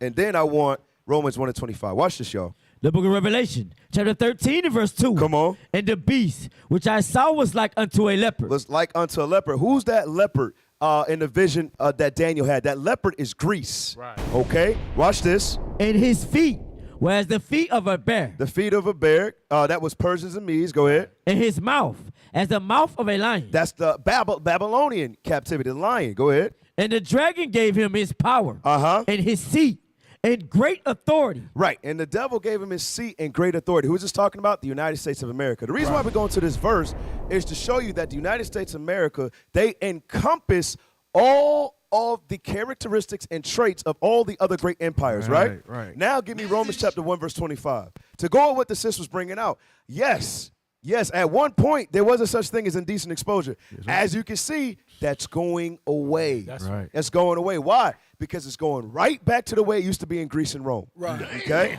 Where they used to have orgies in the open. Everywhere. Right? Read that. The book of Romans, chapter 1 and verse 25. Go ahead. Who changed the truth of God into a lie. The white man who is the damn devil. That's They're right. responsible for changing Bring it the up. truth of God into a lie. Watch this. And worship and serve the creature. And worship and serve the what? The creature. The creature, which is the idol, okay? It could be an animal or it could be yourself. But what did the Grecians do? What did the Romans do? They worship the physique of the man. Right. That's why you see all of those statues, they say like Adonis, a Greek god. Right. That's what they say. Why? Because they would take photos of their nakedness and worship the creature more than the one true God. Right. You know? Read it again. Who changed the truth of God into a lie. Into a lie. Read. And worship and serve the creature. Come on. More than the creator. More than the creator. And made the creatures an idol over God. Read. Who is blessed forever. Amen. Read. For this cause, God gave them up unto vile affections. Right. They had what? They had their gymnasiums. They were working out in the nude. Right. And those vile affections is going to homosexuality. Right. There's many women out there lusting after she did that. But just showing you, this is the type of day and age that we're living in today. That's why America is not just Egypt, not just Babylon. America is Assyria. America is Persian Mede. America is Greece. It's all of these other great kingdoms that came before. And guess what? At the end of all of it, they're going to be destroyed just like the rest of those kingdoms. Right. All right. So, hey, let's do this. Let's go to the next part of Corner of the Week so we can get into the topic of the day. All right, what y'all got, IT? What y'all got? What you got? Lil Uzi Vert explains the lyrics in his new song in response to backlash following his viral Rolling Loud performance. Right, so this is one of those rappers out there today looking crazy as hell. Sure is. So yeah, let's read that. Could you blow it up for the reader? Very hard for him to possibly see. All right, so read that part of the article on the right-hand side. Come on, stay with us. Yeah, right there, right? Yeah, read that. Hashtag Lil Uzi Vert is clearing the air and finally addressing the backlash he received following his recent Rolling Loud performance. If you recall, the rapper shared a new song where he raps, I make a city girl believe in Satan. Sup? That's the type of music that's out there for our youth today. He said, read that again. I make a city girl believe in Satan. So he said he make a city girl believe in Satan. So people called him out for his lyrics. They're like, what is this? Hey, IT, as we read this, somebody find that video of that Jake sister who walked out on his concert because it was too demonic. Somebody find me that video, please. I forgot to pull that one out. So read that part again, Soldier. I make a city girl believe in Satan. Uh-huh. Uzi spoke with @TMZ TV and explained what he meant. Stop, IT, that means literally look for the video. Come on, y'all. You sure? Okay, that's another artist. Who's the artist? Oh, okay. Pull that. No. You're right. Y'all in the spirit. The youth. We need the youth because I don't know. All these rappers are the same to me. All right, read on, Soldier. He said, not actually Satan, but just basically. Wait. Hold on. You can't just hold on. What does that mean? So it says, I make a city girl believe in Satan. Uzi spoke with TMZ and explained what he meant. He said, not actually Satan, but just basically. What does that mean? What does just basically mean? Like, hey, young people, what does that mean? Yeah. Just basically. Translation on that one. What's the y'all know the translation of what he's talking about? Even the young folk don't even know what he's talking about. Obviously, demonic. He's just trying to bypass somebody calling him out for his wickedness. Right. You know what's funny about that, Cap? When you really look, what's his name? Ye. He caught fire by saying he doesn't want to continue entertain what they want to push. Right. He says, "Oh, the only way you want me to go along with you is calling a sister a B. Right. You know, killing this. Yeah. He says, that's the only way you go. But at the same time, you have this brother right here calling. Try to make a sister believe in Satan. and there's no uproar about that. The Zionists, whatever you call them, the ish, because they're the one who wrote. They're the one who wrote that lyric. Right. They're okay with that. Our people to remain in their filth, in their sin, so they can continue having their foot in our neck. We need to wake up, man, as a people for real. And you're going to see more of our people continue getting destroyed if we don't call these brothers out on their foolishness. All praise to the most. But, all praise to the most. Excellent point. That's exactly what it is. He got called out. How else do you mistake Satan for something else? Hell is this? It's impossible. Right. If you said Satan, that's what you meant. That's why he said just basically. No way, boy. He just wanted to brush it over.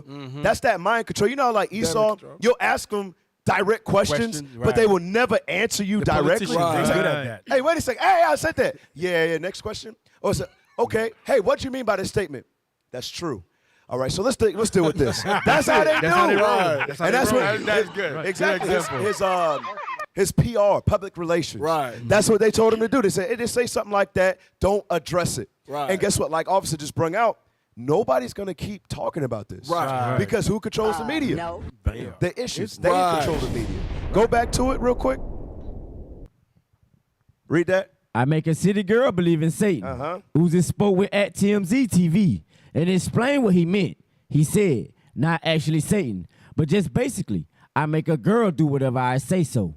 He also so he say, but basically, I make a girl do whatever I say so. So he's saying, if he wants to say follow Satan, she'll do that. Then obviously that's what you want to tell her, because you could have said, I'll tell her to jump. Right. You could have said a lot of. Her go to church. There you go. You could have said a lot of things, but you chose to say Satan. All right. All right, that's foolishness. Oh yeah. We'll take a quick call. Hey, Shalom caller, what's your question or your comment? Hey, Shalom, leadership. Shalom, most Christ blessed. My name's Ezra. I called last week. I didn't get the chance to tell y'all, me and my sister, we watched your show for the past year, and we really appreciate y'all, coming out with bringing this out, news every week. That's all right. Hey, all praises to the Most High, man. Thank you for the support. Can we give our brother a hand clap? Give me a hand clap. This brother want to. Oh Lord, hey, thank Wake you, man. up, Ati. All praise to the Father. Go to the his belt, right? Y'all got to zoom in on his belt, right? Because he said it didn't mean Satan. Right. He just said it, right? Even though he went to the studio and said it multiple times to make sure it came out right, right? Go to his belt, zoom in. The hell is this? That's the what's it called? The hexagram, right? Right. And the way it's set up, that's a representation of Baphomet. Right. The Baphomet head right there. So there ain't no mistake, bro. He meant what he meant because that's who he serves. Right. He gets his riches from Satan. Right. Oh yeah. Matthew 4. Right. Was that 4 and 8? Yes, sir. 4 and 8. Read that. Matthew chapter 4 verse 8. Read that. The book of Matthew, chapter 4 and verse 8. Go ahead. And the devil taketh him up into a exceeding high mountain, and showeth him all the kingdoms of the world, and the glory of them, and saith unto him, all these things will I give thee, if thou wilt fall down and worship me. There you go. That's how he has his stardom, and that's how he has his money, because he's worshiping Satan. Why else would you say he'll make a city girl worship Satan? Why else would you say that? You have to be involved in those practices. Right. Play the clip of him doing his satanic dance or whatever it is. Hey, what dance is this? Young prophets. Yeah, the young. Huh? Blicking. All right. I don't, you know about that, Elijah? You normally know about. I'm not saying you blick, but you normally be knowing about these things. We have a call, huh? Mordecai. Mordecai. Wow. Shame. You better repent. Hey, what tribe Mordecai from? Bring it out. Benji. All right, so this is what you be doing, Mordecai? Come on now, dog. Hey, you can pick up, but put him on hold. Play the clip. Oh. Where's the music at? Oh. It's copyrighted? Bruh, that dude looked like a little demon, bruh. Yeah. Oh, yeah. That's a demon dance. Mordecai, I better not see you blicking no more, bruh. Right. Bruh, is he wearing, what's that? the hell? What is that lace? What is that called? Fishnets. Fishnets. Yeah, fishnets. That's Benji. Yeah, that's Benji right there. Benji do wear the fishnets. Blicking. So, Mordecai, you be blicking like that, bruh? Hey. All right, bro. Oh, man. Shouts out to Benji, man. Damn right. Shouts out to the Book of Judges. I ain't gonna go into it. Damn. But shouts out to Benji. Y'all had something real Yes, quick? sir. Yeah, go ahead. Let me get. Go ahead. Go ahead. Let me get First Peter. Oh, go ahead, son. Go ahead. Deuteronomy 6 is on 7. Indeed, in these days that we live in now, we gotta teach our kids the commandments and statutes of the Most High God. Because what Esau got set up, you see, they coming for the kids. Right. They coming for the kids. Read that. The book of Deuteronomy, chapter 6 and verse 7. And thou shalt teach them diligently the laws and statutes of the Most High God. Read. Unto thy children. And shalt talk of them when thou sittest in thine house. So when you sit down, go over the commandments. Read. And when thou walkest by the way. When you walk by the way, when you see something like this rapper right here, go over the scriptures. Read. And when thou liest down. And when thou liest down, because why? Because Satan just need a split second to come in and corrupt your kids and corrupt us. Read. And when thou risest up. And thou shalt bind them for a sign upon thine hand. You see that? Always go over the commandments. Always go think about these laws and statutes of the Most High God. We got to meditate on these things in these last days. Nah, you ain't lying, bro. It's a direct attack against our children, no doubt. Hey, man, we're going to end right there for the Coon of the Week. We could have probably kept going, but hey, we got to get into the topic of the day. That's right. All right, we got a lot in store for you, all right? So let's get into it, IT. Y'all ready? All right, go ahead.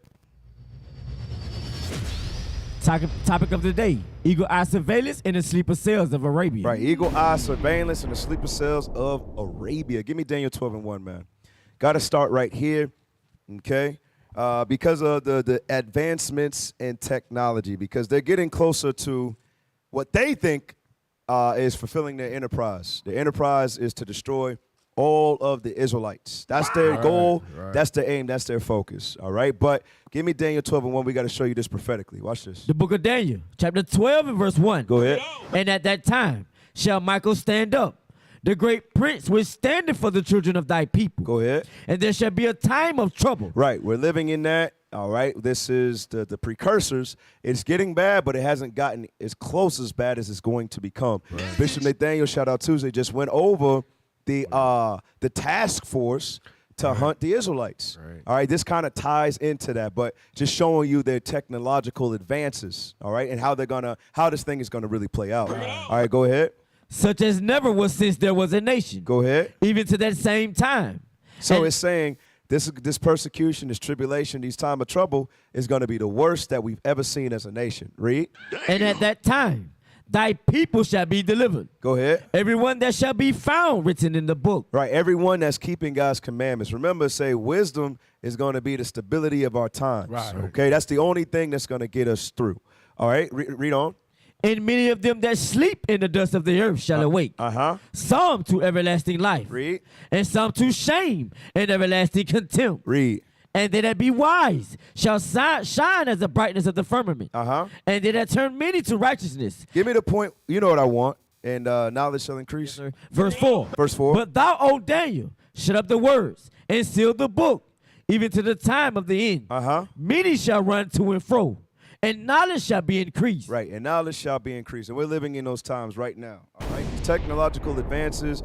There's some technology we have no idea even exists. Right. But I will say a lot of times what Esau will do because of their pride, like it says in the book of Obadiah, they'll put it right in front of your face because it's so prideful, because they don't believe that you'll ever find out their real plot and what they're really trying to do to us. So I want you to pull up a few movie posters real quick. The first one is Eagle Eye. Pull that up for us. There's a movie called Eagle Eye with the actor Shia LaBeouf or whatever. It shows, a bit of what Esau is able to do when it comes to their tracking systems, their surveillance. All right, another one that I like, this is one of my favorite movies, Enemy of the State with Will Smith. Pull this one up. All right. And read that right above the title, Soldier. It's not paranoia if they're really after you. Right. It's not paranoia if they're really after you, because you know, a lot of us, we got, you know, family members who don't believe what we believe. Right. Even though we bring out all of the facts, and it's not conspiracy. We're literally showing you what they've done to us at all of these years. Right. And people say, oh, that's just a conspiracy. No, no, it's not. It's not paranoia. Right. They are really after us. Right. They are trying to kill us through our music, through the food, through education system, like y'all said, attacking our children. That's legit. And we can prove that thing. All right, so so today we're going to dive in support, showing you these movies. They showed how they do it and what they have the capability of doing. Right. Now we're going to show you some of the advancements. So do me a favor, give me the verse, not the verse, but the first video. Pull it up for us, please. Are factory farms for human beings. Could you start from the beginning, please? Companies like Google and Facebook are factory farms for human beings. That's how they make their money. They make their money by tracking everything that you do, by profiling you, and then monetizing that by manipulating your behavior with this intimate stop real quick. So it says people like Google and Facebook. Google and Facebook. Wow! Everybody uses Google, man. Right. Everybody. So they're looking at what? Your search, all right? You know what they're also looking at? Your Gmail. A lot of people think that communicating through email is private. No, it's not. No, it's not.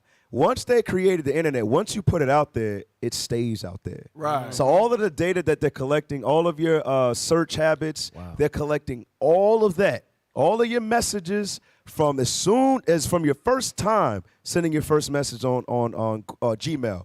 It's out there. And whatever, Yahoo, whatever it is, right? And then they said Facebook. Facebook tells you literally everything. Facial recognition, that helps put it in their data.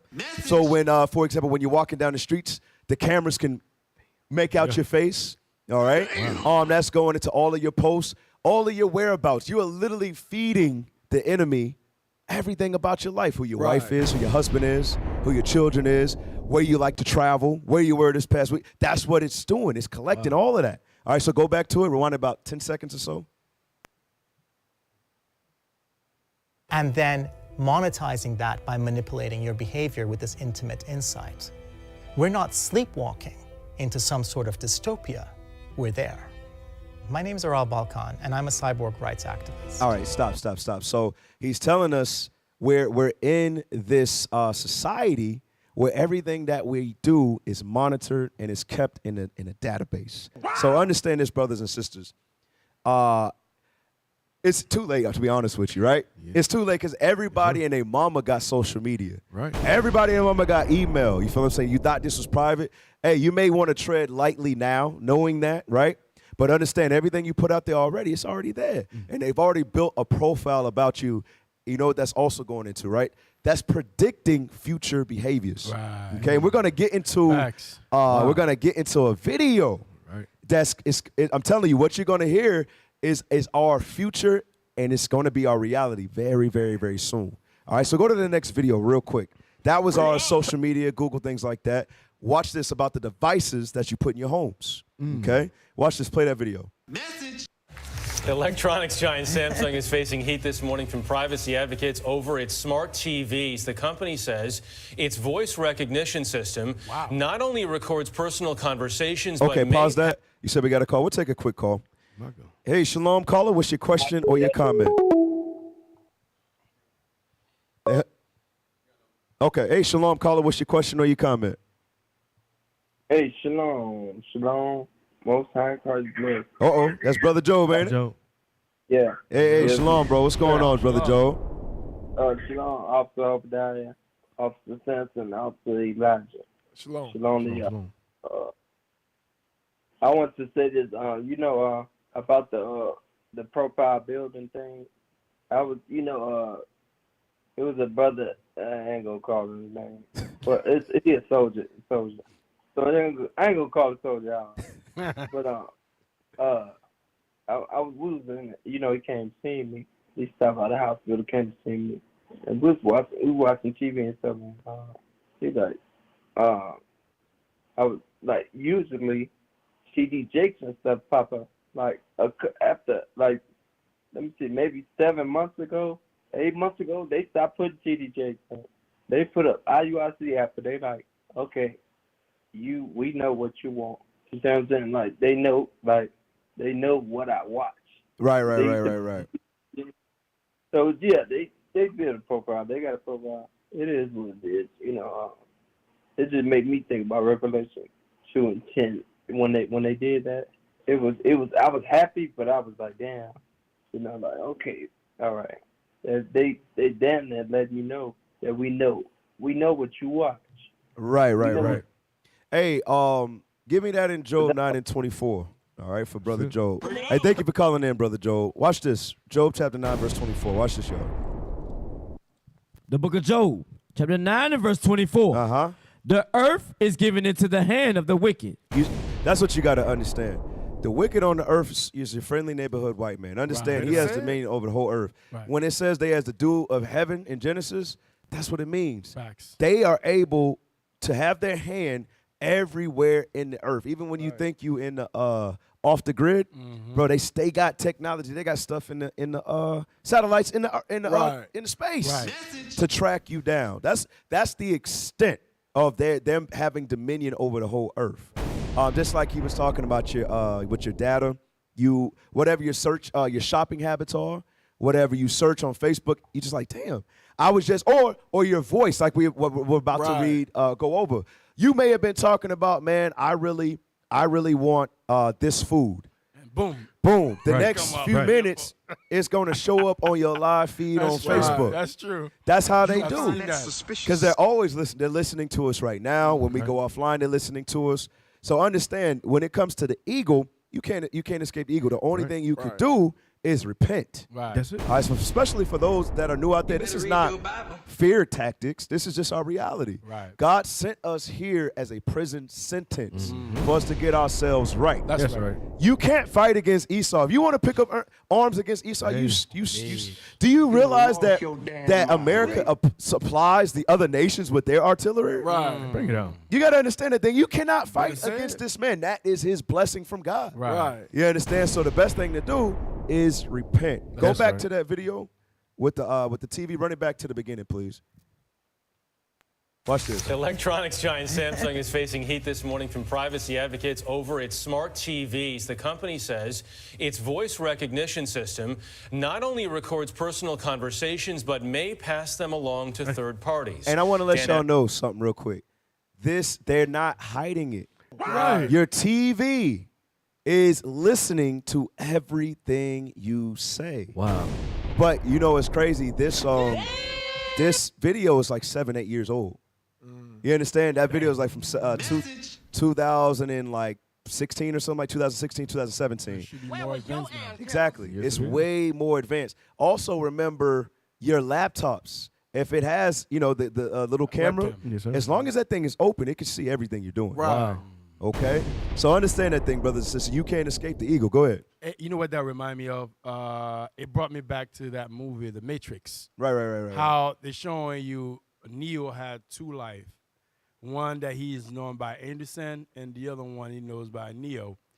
But because of him, the way it works, and the more you know about the things that are not normal in society, like us right now, how we can identify this is not normal, we automatically become a threat to the system. Now they start monitoring, doing all the things, looking for kind of like the same thing they did to Neo. Once he started learning that, okay, this is not real, boom, now they start collecting data on him. Right. And then calling him, say, hey, I don't really know what you up to, but I know this is strange. You shouldn't be doing this, shouldn't be doing that. Let me put that bug in you so I can see what all you are doing. That's the same thing. Right. We're not going to go into it, but, I was just researching. They have, y'all can look it up. There's something called smart dust. Smart dust, the Pentagon, the United States military, they have capabilities. When I say you can't escape the eagle, you cannot. They have something called smart dust. Wow. If you get that, if you digest it, or if somebody just puts it on you can't even tell what it is. But it's like microfibers, like really, really, really small. It could track you. I'm talking about, like this little, like a little dust on the table, just like that. If that gets on your article of your clothing or in your DNA, it can track you wherever you go. So when it comes to their levels of getting the information and getting what they want, you can't escape that thing. Wow. I understand that. Go back to that video we was just watching with the smart TV. Play that. Ackerman is a senior editor with our partners at CNET. Dan, good morning to you. Good morning to you guys. We got a new Samsung TV just about a year and a half ago, and we kept noticing that occasionally it would try to sort of pick up what we were saying. And then it would also visual cues as well with your hands. What is it doing? That's gesture control right there. With voice control, whether it's on your TV or another product, you give it a command. You want to watch Netflix or change the channel. It takes your voice, sends it up to basically a cloud somewhere where it translates speech to text. A computer somewhere figures out what you're trying to do and sends the instruction back to your product, and that's kind of what happens. But for that to work, your voice command has to go somewhere, and it has to be stored somewhere. Stop. So somebody else. So I want y'all to understand something. So they got technology so advanced, and this was 7 years ago, right? To the point where, obviously, if it stores your voice at any point, right, it's out there forever. You do know your cellular device is, of course, connected to you. Right. Let's just say you have a Go phone. You get a Go phone to try to throw them off. They're going to pick up your voice. It doesn't matter what phone you try to use. As soon as they hear it, they're able to track the location, and they're able to know that it's you because your voice is programmed somewhere in their database. Right. So understand that thing. It's very, very, very far. Okay. The technology, like when it says in Daniel 12:4, leaps and bounds. Give me another script. Let's go to 1 Maccabees real quick.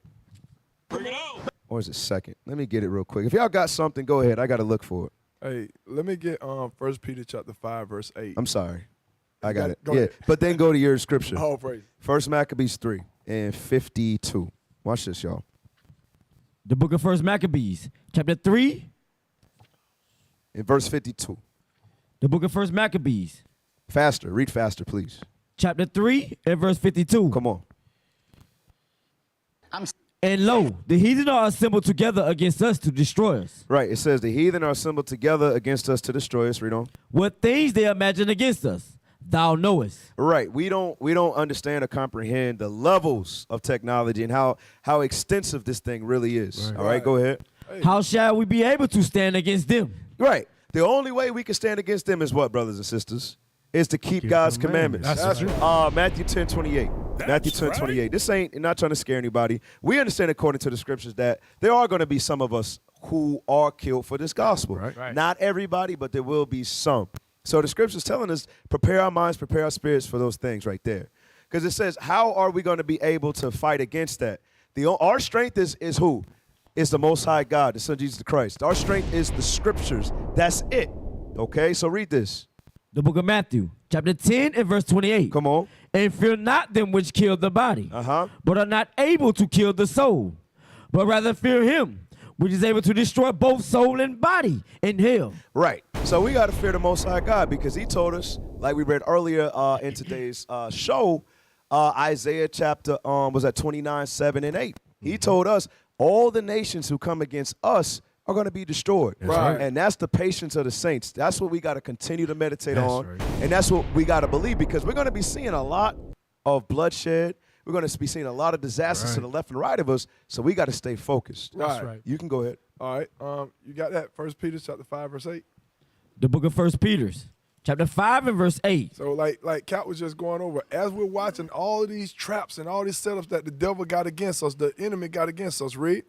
Be sober, be vigilant, because your adversary the devil, as a roaring lion, walketh about seeking whom he may devour. So now with this technology that he has, he watching everything you do. All y'all brothers who online showing how much weed and how much dope you got and you post it on Facebook, they only let you get away with it because they ain't interested in you. They're interested in the people keeping God's commandments, as it says in Revelation. So what we're telling you is be sober and be vigilant. Keep God's commandments day in and day out. When people watching you, even when you're not being watched, keep God's commandments because the enemy got everything he needs to basically set up traps for you. Hey, real quick, go to the next video. We got a few today.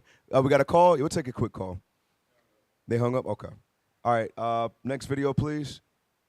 All right. So we touched social media, Google, smart TVs, devices, right? Devices, All right. Let's go to this one. Can deliver such extraordinary experiences, things like the fastest way to get home or a show or a podcast you might enjoy, is because it tracks you. It tracks information about your behavior and where you go in the world. Now, it turns out that a company is selling that information to police such that they can surveil millions of Americans in their most intimate habits, and they can do it without a warrant. When you download an app and it asks if it can use your location data, you probably understand that you're letting that company know where you are from now on. What you probably didn't know is that you also gave the app the permission to sell that data to pretty much anyone. And now a privacy group has discovered that dozens of law enforcement agencies across the country have been buying that data in a piece of software called Fog Reveal, which says it can give them the power to track the movements of 250 million Americans, often without a warrant. A 2019 user's manual from the company. So run that back about 15, 20 seconds for me. There's a point I really wanted to touch. They say without a warrant. So I just want to make sure I caught that correctly. All right, run it back 20 seconds. Law enforcement agencies across the country have been buying that data in a piece of software called Fog Reveal, which says it can give them the power to track the movements of 250 million Americans, often without a warrant. Right, without a warrant, meaning lawfully they could get this information and track you and spy on you without a warrant to do so. Wow. So give me the one in Wisdom of Solomon 2:11. They have the power to do these things. Right, we just want to bring this. We want to bring this to our people's knowledge. You know, it's crazy when something happens to the black man, all right, and the black woman. We always get a surprise. Like, I can't believe that they allowed this to happen. Did you forget? These are the same people who enslaved us. Bring it up. Rob, rape, murder. They don't care about our lives. Bring it up. We're considered 3/5 of a man. So when it comes to our privacy and our well-being, no. They don't think like we think. Their mind is not upright in them. All right, so read that for me. Wisdom of Solomon 2:11. The book of Wisdom of Solomon, chapter 2 and verse 11. Watch this. Let our strength be the law of justice. You see that? It says, let their strength be the law of justice. They're the ones who make all of the laws that are passed to the point where they can spy on you. They could run up in your house and just basically run up in your house and see what you're doing, see what you have in possession, but it's lawful, okay? Go back to the clip. Play that. 2019 user's manual from the company received from a police department under a Freedom of Information Act request promises that what used to require, quote, witness interviews and travel records can now be revealed in minutes. Even if your local law enforcement agency didn't have a contract with FOG, it's likely that your data was caught up and is in FOG's database. Here's the thing. So for those out there that think for those camps out there that think you could be a secret Israelite, you're an idiot. For those camps that's saying, don't wear your fringes out in public, they gonna catch on to you. It's like, they already know what you're doing. Right. So, but here's the thing about it. You are ashamed. Give me that in Isaiah 45 and 17. Let's see what the scripture says about those who are going to be ashamed, okay? If you're ashamed of God, guess what? He's going to be ashamed of you. Right. All right, read that. The book of Isaiah, chapter 45 and verse 17. But Israel shall be saved in the Lord with an everlasting salvation. Read. Ye shall not be ashamed. Stop.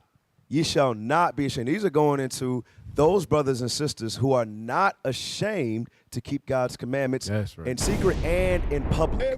You see that thing right there? You Hebrew lonelyites that don't want to wear fringes in public, Bring it up. you're going to be ashamed in that day. Right. All right? Because you're trying to save your life rather than being willing to lose your life. Give me that in Matthew 10. Bring it up. I think it's verse 36 is what I want. Bring it up. Okay. You could, no, hold on. Read this real quick. I don't want to lose track. Matthew 10:36. The book of Matthew, chapter 10 and verse 36. Uh-huh. A man's foe shall be there of his own household. 37. Verse 37. He that loveth father or mother. 38. I'm shooting from the hip. And he that taketh not his cross. 28. And follow. 28? It's about fear not, right? No. Read. And he that taketh not his cross and followeth after me is not worthy of me. Right. It says, he that taketh not his cross and followeth after Christ is not worthy of him. Hey, what is that cross in a representation of? Crucifixion. Meaning what? If you're not willing to lose your life for this gospel's sake, you are not worthy of the Most High God. You're not worthy of Christ. That's right. Read. He that findeth his life shall lose it. There you go. If you're trying to prolong your life in opposition of keeping God's commandments, you're going to lose it. So when the deliverance comes and you see it, you're going to be ashamed in that day because you're not going to be delivered. That's right. Okay? Read that verse again from the top. He that findeth his life shall lose it. Go ahead. And he that loseth his life for my sake shall find it. Right. So that doctrine of not wearing fringes in public, hey, brothers and sisters, understand that's a doctrine of a devil. Bring it on. Right. God tells us to keep the commandments and don't fear those who have the power to kill us. Don't fear them. right. But we got to fear God. All right? Hey, do me a favor for the sake of time. We got a lot of videos. Let's go to the next video about Google. Now, this is one of their enhancements. This is a newer technology that they're about to launch. All right? Play this one for me, please. And get a sense of what's in the area. With the time slide, is that from the very beginning? virtually soar over the building, finding the entrances, and get a sense of. Stop. I hope they didn't miss that. So I'm gonna play it one more time, and I'm gonna stop it. Run it back. Virtually soar over the building, finding the entrances. Stop. And so you know you got Google Maps and you got Google Earth, right? Right. Google Earth is probably better than Maps because Google Earth, you can actually see like the makeout of the building. Right. So now it's saying Google has the capability to not just see the physical building, you can see the entry points and you can see inside the buildings. Right. Wow. To the point where what? Wow. You want to research somebody's house, just go on this new Google software right here and you can see everything. You don't need a snitch like they did for what's his name? William O'Neill for Fred Hampton. You don't need somebody to give you the blueprints anymore. They have the technology to give you the blueprints with an actual visual. Damn. All right, run it back from the beginning. Just to show you where we're at in the grand scheme of things, brothers and sisters. Virtually soar over the building, finding the entrances, and get a sense of what's in the area. With the time slider, you can see what it looks like at different times of the day and what the weather will be, so you know when you visit. To help you avoid crowds, we want to point out areas that tend to be busy, so you have all the information you need to confidently make a decision about where to go. If you're hungry, you can explore different restaurants in the neighborhood. You can even glide down the street, peek inside it, and understand the vibe before you book a reservation. Stop. Do y'all see that? Wow. That's crazy. That's the thing about it. You can, and it's to see the vibe. You can see how many customers are in there. So if they're looking for somebody, all they got to do is go on this software right here. But think about it. This is the software that's going to be released to the public. So that means the software that the military has is way more advanced. Right. You had something, officer? It's funny what you're seeing here. That's like the scriptures say. What you read earlier in Daniel. They are wiser than Daniel. Right. Showing you everything that they do is 10 steps ahead or 10 years ahead. You know, what you're seeing here is another way to tracking or pay attention to those that are awakened, that are repenting. Okay, now we can not only identify them, we can see where they at, all these things. So if your mind ain't prepared for this, you're gonna be those weak ones that gonna be ashamed later on. Right. And brothers and sisters, a lot of people would say like, wow, man, technology has definitely progressed over the years. Look at what the nations are able to do at this point. Brothers and sisters, if you don't understand why this technology is where it's at, you are sadly mistaken. You are lost. Right. All of these technological advances are to do what? Is to destroy the Israelites. That's right. That's the only reason.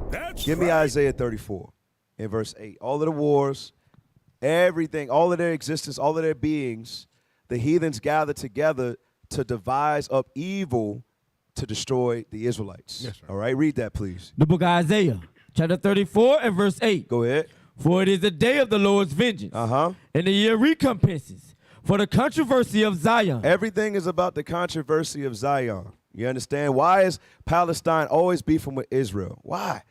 Because the Palestinians know that the Israelis ain't the true inhabitants. The Israelis is one with the Palestinians because they want to keep their lies secret.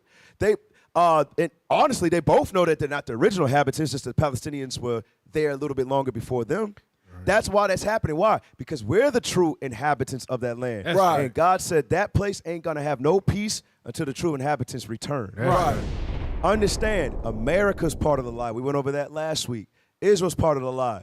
But even when it comes to Palestine, they may be beefing, they're part of the lie too. Psalms 83. Right. Right? Psalms chapter 83. And this is going to tie in to the sleeper cells. All right, watch this. Give me Psalms 83, verse 2. The book of Psalms, chapter 83 and verse 2. Watch this, y'all. For lo, thine enemies make a tumult. And they that hate thee have lifted up the head. Right, our enemies. The heathen are our enemies when you read Nehemiah chapter 5, verse 9. It says, they have lifted up the head. Go ahead. They have taken crafty counsel against thy people. Right. And consulted against thy hidden ones. Read on. They have said, come and let us cut them off from being a nation. Right, they said, come and let us cut them off from being a nation. Go ahead. That the name of Israel may be no more in remembrance. You see that thing? So they all came together. Read on. For they have consulted together with one consent. They are confederate against thee. Everybody's confederate against us. That's why it's not just leaving America and going to Cairo, Egypt, or going to Europe. No, all nations, no matter where you go, are confederate against the Israelites. You're a nigga in America, you're a nigga in China. Bring it up. Hey, Moab just as bad as Esau, man. Right. Go ahead. The tabernacles of Edom. Edom, the number one. That's the number one on the Most High's hit list. Go ahead. And the Ishmaelites. And the Ishmaelites, we about to get to them. Go ahead. Of Moab. Of Moab. Those are normally the top three. We just want to touch a few of them real quick. So go to what video were you just at? The Google one? Go to the next one. I want to show you something. All of this is rearing up his head to come against the Israelites. That's right. Real quick, I want to play this video, then we'll take a call. Watch this. Today's surveillance video systems are getting paired with a monitoring technology known as video analytics, in which computers don't just record what we're doing, but actually understand and monitor and judge. What if we could weave the most advanced machine learning, computer vision, and AI into the very fabric of a store so you never have to wait in line? We call it Just Walk Out technology. But here's the catch. Bro, he saw some other stuff. Meaning what? As soon as you walk in, they see your face and they have a profile on you already. Damn. So you grab that item, it's already connected to your account, and you walk out of the store. You see that? Esau's they're on some other stuff, bro. But we still ain't to the point yet. Go back, play the rest of this clip. Yes. And AI into the very fabric of a store so you never have to wait in line. We call it Just Walk Out technology. But here's the catch. These smart cameras pose a major threat to our privacy. Until recently, when we walked into a store, we expected to be recorded. But unless something dramatic goes down, the videos weren't closely monitored. Now, the cameras won't just record objects and actions, they'll actually analyze them. So companies like Microsoft, as you can see in this video, advertise their ability to track emotions. They say to enhance security. But of course, we know this technology in the hands of police could supercharge the biased ways that many of them already operate. That same technology has been used to try to identify fashion trendsetters. I'm a fashion editor out here with New Balance to spot exceptional outfits on the street. And the way we're doing that actually is with artificial intelligence. But it could also be used, for example, to identify everybody wearing a hoodie or carrying a pride flag or wearing religious garb. Stop. Or wearing religious garb. Right. Brothers and sisters, they ain't coming out and saying it yet. Y'all got to see what they're doing. They're not coming out and just saying Israelites. Right. No, they're setting all of this up strategically. Right. And then guess what? They're going to turn the narrative, and everybody's going to be against who? And they're going to use all of this technology against who? Y'all, I hope y'all see the writings on the wall. Right. Go back to the clip. Go back to it. This technology could become a way to track and chill dissent. Not only will these AI smart cameras let the authorities monitor video live, it'll also let them go back and comb through hundreds of thousands of hours of stored video. That's what this company called BriefCam is showing here. Looking for something specific? Quickly pinpoint objects of interest by type, gender, size, color, direction, speed, and more. And they can do that not just with cars, but this kind of search could be used to find all women, all black people, all young people. Stop. You see that, right? Yep. You see that thing right there, right? Yep. Says all women, all black people. Wait a second. So you mean to tell me all of these technological advances are for us? That's right. To be able to track us. Give me Lamentations 4. Bring it out. Boy, ain't no way, boy. They hunt our steps, 18. Give me that. Lamentations chapter 4, verse 18. I hope y'all see this, people, brothers and sisters out there. All right, now, hey, now's the time. If you have the spirit of fear, pray for fortitude. That's right. When you read the book of, give me that. Let's just read it, because you're probably not familiar with it. So give me Wisdom of Solomon, 8th chapter. Then we're going to get Lamentations. So if you have it, if you have the spirit of fear, you got to, pray and fast. Build up your faith. Now's the time to do it, brothers and sisters. Give me verse 1, 8 and 1. Watch this. The book of Wisdom of Solomon, chapter 8 and verse 1. Come on. Wisdom reacheth for one end to another mightily. And remember, wisdom is going to be what? The stability of our times, brothers and sisters. Give me that, Isaiah 33 and 6, so that people can have it. Because this is what strengthens our faith. The more we hear and read the words of God, it gets ingrained in us. Just like we was in Christianity, that was ingrained in us. Just like we was in the public education system, that was ingrained in us. We want this to be in us so we can make the right decision when the trouble comes. Isaiah 33 and 6. The book of Isaiah, chapter 33 and verse 6. Go ahead. And wisdom and knowledge shall be the stability of thy time. The Bible, the scriptures, your faith being built is going to be the only thing that's going to keep your sanity in these crazy times. But they got technology that literally hunts us. Bring it out. Right. Yeah, if you really sit there and think about it, you could, if you be carnal and don't listen to the scriptures, fear is going to come upon you. All right, but scripture's telling you what? We got to stay in the scriptures to keep us stable and to keep our minds sound. Let's go back to Wisdom of Solomon 8 and 1. The book of Wisdom of Solomon, chapter 8 and verse 1. Come on. Wisdom reacheth from one end to another mightily. Come on. And sweetly doth she order all things. Right, she orders all things. Jump down to verse 7. Verse 7. And if a man love righteousness, her labors are virtues, for she teaches temperance. Right, so when you have wisdom, it teaches you temperance, read. And prudence. Read. Justice and fortitude. And what? Fortitude. Give me the definition of fortitude, please. Fortitude. Fortitude. All right, so when you're rolling with wisdom, it gives you all of these attributes. But I want to focus on fortitude right now. Pull that up for us, please. Read that. The definition of fortitude. Go ahead. Courage in pain or adversity. You see that? It says to have courage in the midst of pain or adversity. Brothers and sisters, we need fortitude for the troubles to come. Right. All right, the only way to do that is to increase our fast and our prayer and our study habits. All right, brothers and sisters. Now give me the one in Lamentations 4:18.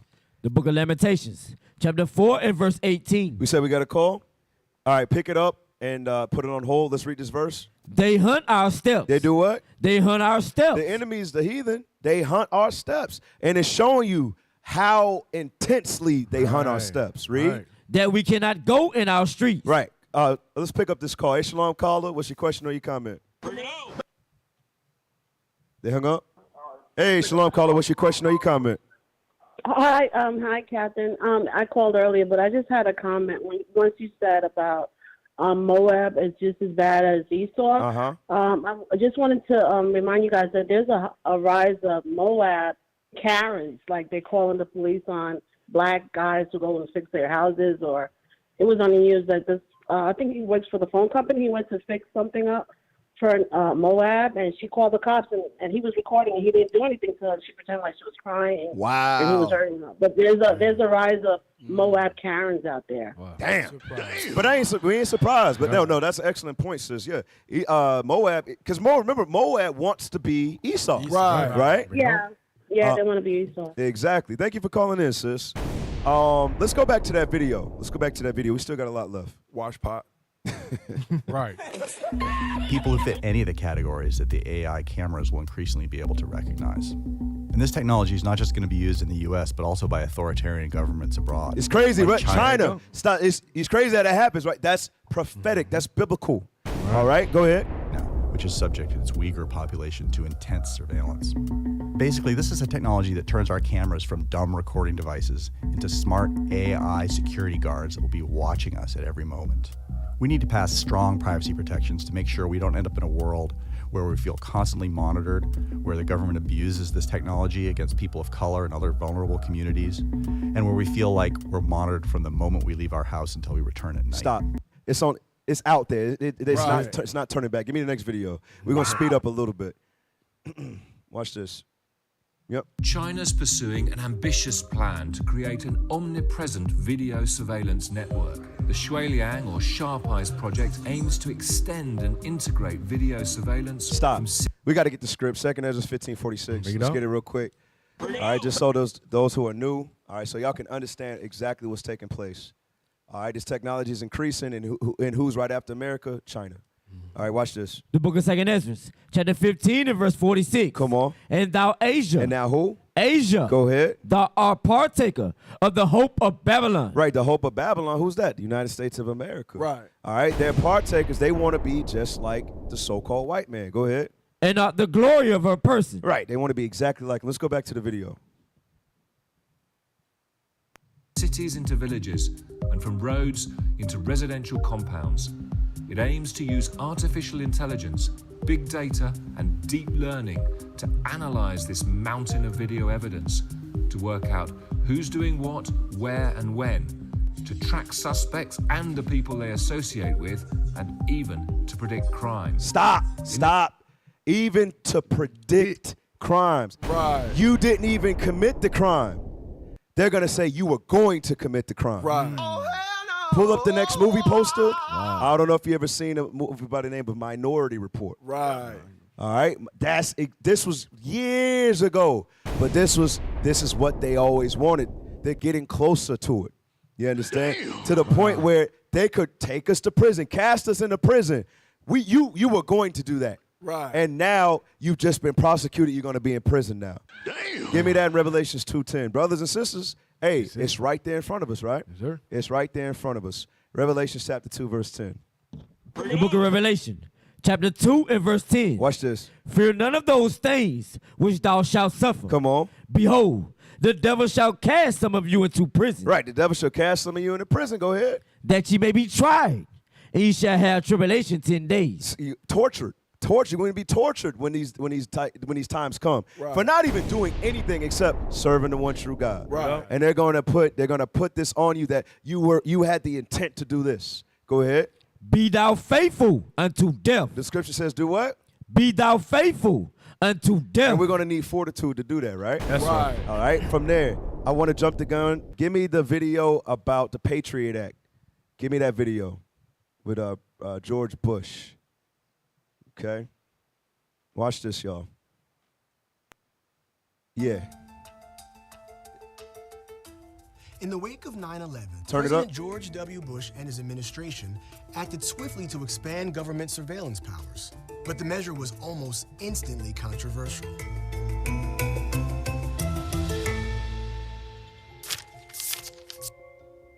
The terrorist organization Al-Qaeda coordinated 4 attacks on major U.S. landmarks. So they say. In total, Go ahead. 2,996 people were killed on 9/11. It was the most fatal attack on U.S. soil since Pearl Harbor. In response, President George W. Bush and his administration proposed a new law called the USA Patriot Act, or the Uniting and Strengthening America by Providing Appropriate Tools Required to Intercept and Obstruct Terrorism Act. The Patriot Act received overwhelming bipartisan support from Congress. In the Senate, the bill was passed almost unanimously, 96-1. In the House, it was passed 357 to 66. On October 25, 2001, the USA Patriot Act was signed into law without any amendments. For a bill that passed so quickly, it was very long and very dense. Few lawmakers read it in full before they voted for it. The law was also full of controversy and quickly became the subject of a lot of criticism and debate. Many went so far as to call it unconstitutional. The Patriot Act included all kinds of new rules and amendments, particularly ones about surveillance and national security. It included amendments to the Wiretap Act. This let police obtain court orders to spy and eavesdrop on suspected cybercriminals and terrorists by intercepting their phone calls, emails, and any other form of communication. Stop. So you see what they did, right? These so-called terrorist attacks were done back in 2001, and they used that fear and the quote-unquote terrorism to enforce this law. What the hell? They didn't ask nobody, we're going to no. They just put it in effect. This is the Patriot Act. To the point where what? Wiretapping is legal. All of this, they invade privacy. They don't need a warrant. They don't need any of that. I want to show y'all something. All right, go ahead. Keep playing. card and bank account numbers to a government-controlled database that could be accessed with court permission. It also allowed government officials to use trap and trace devices and conduct sneak and peek searches. Trap and trace devices can trace phone calls to pause for me, meaning they could just show up to your house or your job or whatever and sneak and peek through all of your stuff off of the assumption that you're about to do something. Right. Without a warrant. That's what they could do. So don't think, oh, my right. You don't have any rights. Right. You do not have any rights. Go back to the video. Individuals and addresses. Sneak and peek searches are searches where officials or police can break into someone's home or office and snoop around without their permission. In other words, the Patriot Act made it easier for the FBI to spy on Americans and search their homes. Provisions in the Patriot Act also increased powers to combat money laundering. Stop. All right, so I'm not going to play the whole thing for the sake of time, but just showing you they have the power to do exactly what they want to do, and it's not just to spy. It's not just to spy on Americans. It's a particular set of Americans, the Israelites, right? That's right. Do me a favor, give me the next video. I don't know if y'all remember about 2 years ago, you had the situation where the U.S. moved out of Afghanistan. You remember around this time, the Patriot Act, that's when America went to war with Iraq. Afghanistan had the troops in Afghanistan, right? So 20 years after September the 11th, the U.S. removed their troops from America's longest war, which was with Afghanistan, right? So let's go to that. Give you a little recap. Play this video for me. And remember, they passed the Patriot Act. Why? Does anybody remember why they passed the Patriot Act? Because of terrorism, right? Yes, sir. Yeah, supposedly. That's why they took all American rights and all of that, take away the liberties, and they said they could spy on you and invade your privacy because of the threat of terrorism, right? Right. That's what they did. Okay, so 20 years later, they removed troops from Afghanistan, right? So play the clip. Play the clip. Watch this, y'all.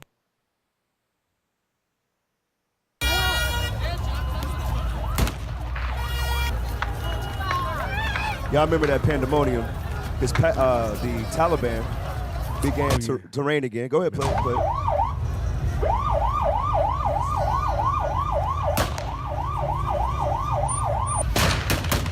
And you remember also, you had the Afghan citizens at the airport trying to jump on the planes too, right? All right, so take that down. I just wanted y'all to see a little visual. Now give me the next article. Give me the next article. Read that. Afghan refugees struggle to adjust to life in the U.S. Wait a second. Wait a minute. It says Afghan refugees struggle to adjust to life in the U.S. Read that. 1 year since the American withdrawal from Afghanistan, families who have been resettled face myriad challenges. Right, being resettled, meaning what? Now they sought asylum in the same place where this is the reason why the Patriot Act was passed. Right. Wow. So now they let them in the country. You understand? Y'all don't see that. Y'all don't see what the agenda really was. They put all of that there to pass these laws to hunt the Israelites. And the same nation that they were in cahoots with at the beginning, they're showing you 20 years later, they're still in cahoots with them. Right. Don't be deceived, brothers and sisters. Don't be deceived for 1 second. Give me the book of Jeremiah 51. I'll show you something. Give me Jeremiah chapter 51 and verse 6. Watch this. The book of Jeremiah. Wake up, reader. Chapter 51 and verse 6. Come on. Flee out of the midst of Babylon. The Bible tells us what? To flee out of the midst of Babylon. It's not talking about leave physically. Right. It's talking about spiritually. That's right. All right, read. And deliver every man his soul. Come on. Be not cut off in her iniquity. For this is the time of the Lord's vengeance. Read. He will render unto her a recompense. Come on. Babylon hath been a golden cup in the Lord's hand. That made all the earth drunken. The nations have drunken of her wine. Therefore the nations are mad. Right, the nations are mad. Like when you read Habakkuk, the 2nd chapter, the nations are going to turn against America. Don't forget, they were all in agreement when you read Psalms 83. Right. But they are going to turn against America. So America increased all of their technology, passed the Patriot Act to spy on us because they never thought that Ishmael would turn on them. Right. But we understand, according to prophecy, that they're going to get this thing popping. That's right. We understand that. Read. That's right. Babylon is suddenly fallen and destroyed. Read. Howl for her. Take balm for her pain. And so be she may be healed. We will have healed Babylon. Stop. Drop that and give me verse 11. Watch this. Verse 11. Make bright the arrows, gather the shields. The Lord hath raised up the spirit of the kings of the Medes. Come on. For his device is against Babylon, to destroy it. To do what? To destroy it. Go ahead. Because it is the vengeance of the Lord, the vengeance of his temple. The vengeance of his temple. Right here when it says the Medes, that's talking about the Ishmaelites. But we have to show you that. Give me Judges chapter 8. Give me Judges chapter 8, verse 22. 24 is the point. All right, so when you're reading these Medes right here, it's give me the map. Give me that map I asked for. Iran map.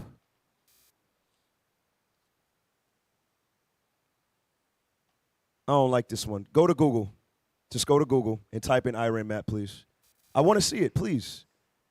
Could you make it bigger? All right, scroll down. Exit out of that over there. All right, scroll down. All right, to the left, to the left. Yeah, click that. Blow it up. All right. So you see Iran right there, dead center. What's to the right of it? Afghanistan, right? That's Afghanistan. All right, so read that again. Jeremiah 51:11, then we're going to Judges. Watch this. Read it. Come on, man. I need you to be with me. The book of Jeremiah, chapter 51 and verse 11. Come on. Make bright the arrows, gather the shields. The Lord had raised up the spirit of the kings of the Medes. Right, the Lord has raised up the spirit of the kings of the Medes. Drop that. Judges 8 and 22. Watch this. Come on. The book of Judges, chapter 8 and verse 22. Uh-huh. Then the men of Israel said unto Gideon, Rule thou over us, both thou and thy son, and thy son's son also. For thou hast delivered us from the hand of Midian. Of the hand of who? Midian. Read. And Gideon said unto them, I will not rule over you, neither shall my son rule over you. Come on. The Lord shall rule over you. Verse 24. Verse 24. And Gideon said unto them, I would desire a request of you, that you would give me every man the earrings of his prey. For they had golden earrings, because they were Ishmaelites. They were what? Ishmaelites. So when you read Medes, and in this instance right here in Jeremiah 51, that's talking about the Midianites. And we know according to scriptures that they are who? The Ishmaelites. So it's telling you exactly who God raised up and put the spirit to destroy Babylon. Now let's go back to Jeremiah 51. Watch this. So they got all this technology, they're spying on us, right? Right. But guess who they just let in the country? The people who are going to Allah Akbar this thing. Boom. All right? Go back, Jeremiah chapter 51, and I want verse 12. Watch this. The book of Jeremiah, chapter 51 and verse 12. Read fast for me. Set up the standard upon the walls of Babylon. Uh-huh. Make the watch strong. Read. Set up the watchmen. Prepare the ambushes. Prepare the ambushes. Go ahead. For the Lord hath both devised and done that which he spake against the inhabitants of Babylon. Read. O thou that dwellest upon many waters, abundant in treasures, thine end is come. That what? Thine end is come. Read. In the measure of thy covetousness. Verse 14.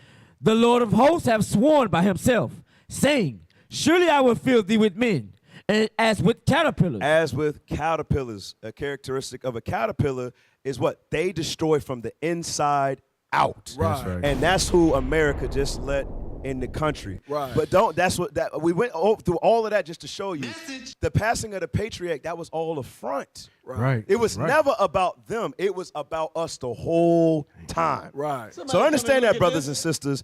America is going to get hit with a dose of their own medicine. They lied and said that was about them. Nope, they let them in the country, and that's going to be the fall of them. So all praise to the Most High. Let's get the Most High round of applause for that thing right there. Let's go. So we're getting into the rundown. We got Officer Obadiah, Officer Elijah, Officer Sampson. Let's get into it. Come on, IT. Play the clip.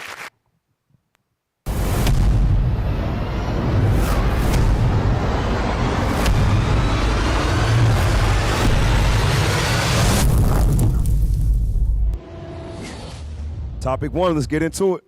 Topic 1, banking crisis. SVB collapses. Let's get into it, y'all. Big banks experience deposit spike after Silicon Valley Bank collapse. Nervous bank customers have rushed to the safety of big banks in the wake of a pair of high-profile bank failures that have shaken confidence in the system. Bank of America, Wells Fargo, and Citigroup have all experienced a significant increase in deposits since Silicon Valley Bank ran into trouble last week. People familiar with the matter tell CNN. All right, hey, so you got the Silicon Valley Bank. All right, it collapsed recently. We got a video on that, right? Next video. What we got? All right, play that, please. Alarm outside headquarters of Silicon Valley Bank in Santa Clara, California today. They just came out and told us that the bank is shut down. SVB, the 16th largest bank in the U.S. with $175 billion in deposits, is now the biggest American bank to fail since the 2008 financial crisis. Its customers are primarily businesses and investors in the tech sector. The root cause of the failure here was a sudden and significant increase in interest rates, which, that part of the job of a bank is to manage interest rate risk, and that didn't happen here. Earlier this week, SVB disclosed it took a loss on the sale of bonds due to rising interest rates and announced it would sell shares to shore up its balance sheet. Its stock price plunged and customers rushed to take their money out. The FDIC now stepping in, telling customers they will be able to access funds by Monday. You know how but crazy the guaranteed that is? amount Stop for a second. What do you mean I'll be able to access my funds? That's my funds. Right. That's my money. But Esau, they have regulated everything to the point where they control your every move. Right. Y'all had anything on that? Yes, sir. Just, Cap, just think about it. If someone, you working hard for that money. Right. And then you go to the bank, you can't get it out, they going to call an uproar. Right. It's going to be Civil riots. unrest. It's going to be riots and everything like that. So you playing with the people money, and we already just went over, they got these new technology that they can see your face expression. They can see, like they got a social security number on you. Right. They know where you stay. They know where you live and everything. But when you take that people money and the hard working money, it going to be chaos in the world. Hey, also, to add to it, think about this. How many of them people do you see that's getting jail sentences? None of them are suffering because of this. They get to make mistakes that cost people their money, which is costing people their life. Because if you don't have money, you can't survive. Right. So you got people who are costing people their life and ain't nothing being done about it. And that's what happened in corporate America. Last time, they normally give them a bailout. They didn't do it this time, but nobody's being punished. They said what you mean for this situation, they are going to do a bailout. Okay. I actually just read that today. Okay. Yep. Okay. So like what you're saying, normally that's what they do, but we understand prophetically there's going to come a time there's not going to be a bailout. Right. And that's why these are the signs of the times. Obviously, this ain't the first bank collapse, but we're going to be seeing this more frequent and time after time after time as we get closer to the point where, like I was saying, what are you going to do? All that hard-earned money, you can't support. You can't eat anymore without money, right? Right. But you Israelites, just like Officer, I believe you bring it out in Isaiah 65:13 earlier. We're going to eat in those times. Right. Why? Because we're going to apply what the scriptures are saying. That's right. All right. Let's go to Wells Fargo. I'm going to speed up a little bit for the sake of time because I want to get to all topics today. Wells Fargo, read that for us. Breaking. Many Wells Fargo customers are voicing frustration after money appeared to be missing from their online banking accounts on Friday morning. It's not just Silicon Valley Bank, Wells Fargo. Brothers and sisters, this is what we're going to see. Wow. Make provisions. Spread it out. Hey, I'm not a financial advisor, so I'm not going to do that. But I am a prophet. That's right. And I'm going to give you warning. That's what I'm going to do. Right. So you take this information and do what you have to do to be prepared when it happens. It's already happening, so it's not like, oh, I got to wait. No, it's happening right now. So God has given us mercy and grace right now for us to govern ourselves accordingly and prepare, right? That's right. So let's make sure we do that, brothers and sisters. All right? Is your money safe? Is my money safe? What you need to know about bank failures. The recent failures of Silicon Valley Bank and Signature Bank, which catered mostly to tech industry, may have you worried about your money. They were the second and third biggest bank failures in U.S. history. It all started last week when too many depositors tried to withdraw their money. Silicon Valley Bank in Santa Clara, California. That's known as a bank run. The bank had to sell treasury bonds and other securities as a steep loss, and more people kept trying to withdraw money as well as the situation spread. You see that thing right there? So you paying, interest and all that stuff like that and different fees, and you're storing your money there thinking that they're going to be protecting your money. So you mean to tell me what? You're telling me they're panicking because you're withdrawing the money that should be in there? Right. Wow. What y'all got on that? Wait a minute. Think about this, Cap. Like, if you get a loan from the bank to get a house and you're short on your house payment, they're going to take your house. Exactly. So there's a punishment for us when we get money from them, but then when they fail on their part of the deal, ain't nothing happening. Right. Like you say, we have to bail them out. The same people whose money they took have to bail them out. Exactly. I like this. Sorry, we ran out. Yeah, go to this. Play this. I think it started at the 30-second mark. So yeah, play this video. Sorry, we ran out. Watch this. Volume, y'all. It started at the right timestamp. Great weekend. You weren't really paying. Started at 30 seconds, please. What's going on? Well, if you haven't been paying attention, late Friday, of course, we saw the collapse of Silicon Valley Bank. Basically, all of these investments and treasuries and other things had dried up, and bank collapsed, and all of these Silicon Valley venture, startups and venture capital companies had a lot of money in Silicon Valley Bank, and they lost it all. And the FDIC and the Treasury stepped in and said, no, those people with deposits are safe up to $250,000, but beyond that, sorry, you're screwed. And the average deposit was $2.2 million in these accounts. Now, the big concern, of course, is the contagion factor. Because Did y'all just hear what he said? Damn. Run it back like 15 seconds. I don't think a lot of people just caught that. Wow. Play it again. Stepped in and said, no, those people with deposits are safe up to $250,000. So they said, okay, if you got $250,000, you good. Play on. Beyond that, sorry, you're screwed. And the average deposit was $2.2 million. Stop. So in this particular, so 250,000 divided by 2.2 million is not 2.2 million. I just say that I don't know the exact percentage, but it's saying, bro, if you got over $250,000, the rest of that, I'm sorry, but we ain't got it. Wow. That's how they moving. So Cap, they robbing you with your eyes open. Literally right in front of your face, they robbing you. That's why the Bible said don't store up treasure on this world, but store it in the kingdom of heaven. Right. Because that's what gonna really, you can't take the money with you. So hey, you might as well store what you're gonna last forever. That's right. Which is your soul. All praise.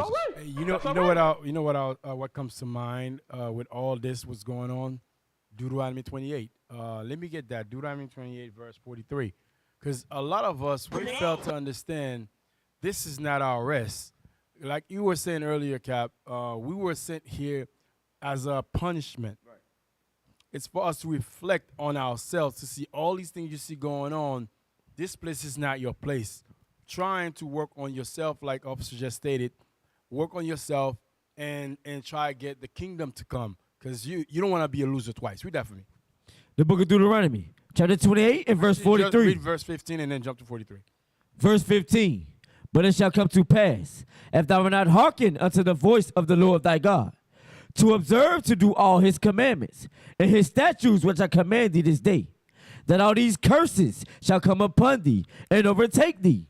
It's a very small word, the if. It's a very small word that have strong meaning. If you don't follow none of those things that I tell you, keep my laws and statutes and commandment, these are the curses that will fall upon you. And here is one of them, based on what we're going over right now. Jump to verse 43.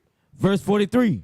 The stranger that is within thee shall get up above thee very high. The strangers are the other nations. You see the Chinese, you see the so-called white people, the so-called Arabs, all of them, they rise up above us very high. You can see them come in our neighborhood, and then before you know it now, they open up stores within your neighborhood and keep rising up right above you. Go ahead. And thou shalt come down very low. Read. He shall lend to thee, and thou shalt not lend to him. You hear what the scripture say? You're going to come to him and borrow money, but you can never lend them because you're always going to be in needs. And that's our condition. It's for you to understand, don't get comfortable in this place. Your comfort should be in the scripture and work yourself up for the kingdom. Y'all know this is going to lead to what? Poverty. Right. Being displaced. Yes, and guess what? If you don't have any money, you can't pay your rent. You understand that? Right. Now, this is also to those brothers and sisters who's about me. 1 Timothy 6:17. Bring it up. Watch this. 1 Timothy chapter 6 and verse 17. All right, read that. The book of 1 Timothy, chapter 6 and verse 17. Come on. Charge them that are rich in this world, that they be not high-minded, nor trust in uncertain riches. The Bible tell you don't trust in uncertain riches. Your bank can take all your money in a second. Revelations 3:17, because this could be you. For the brother and sister say it's all about me. I'm good. I'm rich. Watch this. The book of Revelation, chapter 3 and verse 17. Go ahead. Because thou sayest, I am rich. Go ahead. And increase with goods. Read. And have need of nothing. And knowest not that thou art wretched. You don't understand. Without God, you ain't nothing. It's not about material possession. Go ahead. And miserable. And poor. And blind. And naked. That's why I say, blessed is the poor in spirit. They shall inherit the earth. Hey, give me that last video. I want to hurry up and go to topic 2. All right, play that, please. All American workers can't afford rent prices in most U.S. cities. According to a new report, they are at risk of becoming homeless this year as a nightmarish scenario unfolds in the rental market, analysts say. Evictions are spiking again, and in some states, eviction filings have already soared 40% above pre-pandemic levels. Stop. So we're not going to go through all of it, but y'all got to understand, this is going on right now before banks collapse. Just imagine when you don't have any money. People will be living on the streets, okay? Hey, for the sake of time, let's go to topic 2.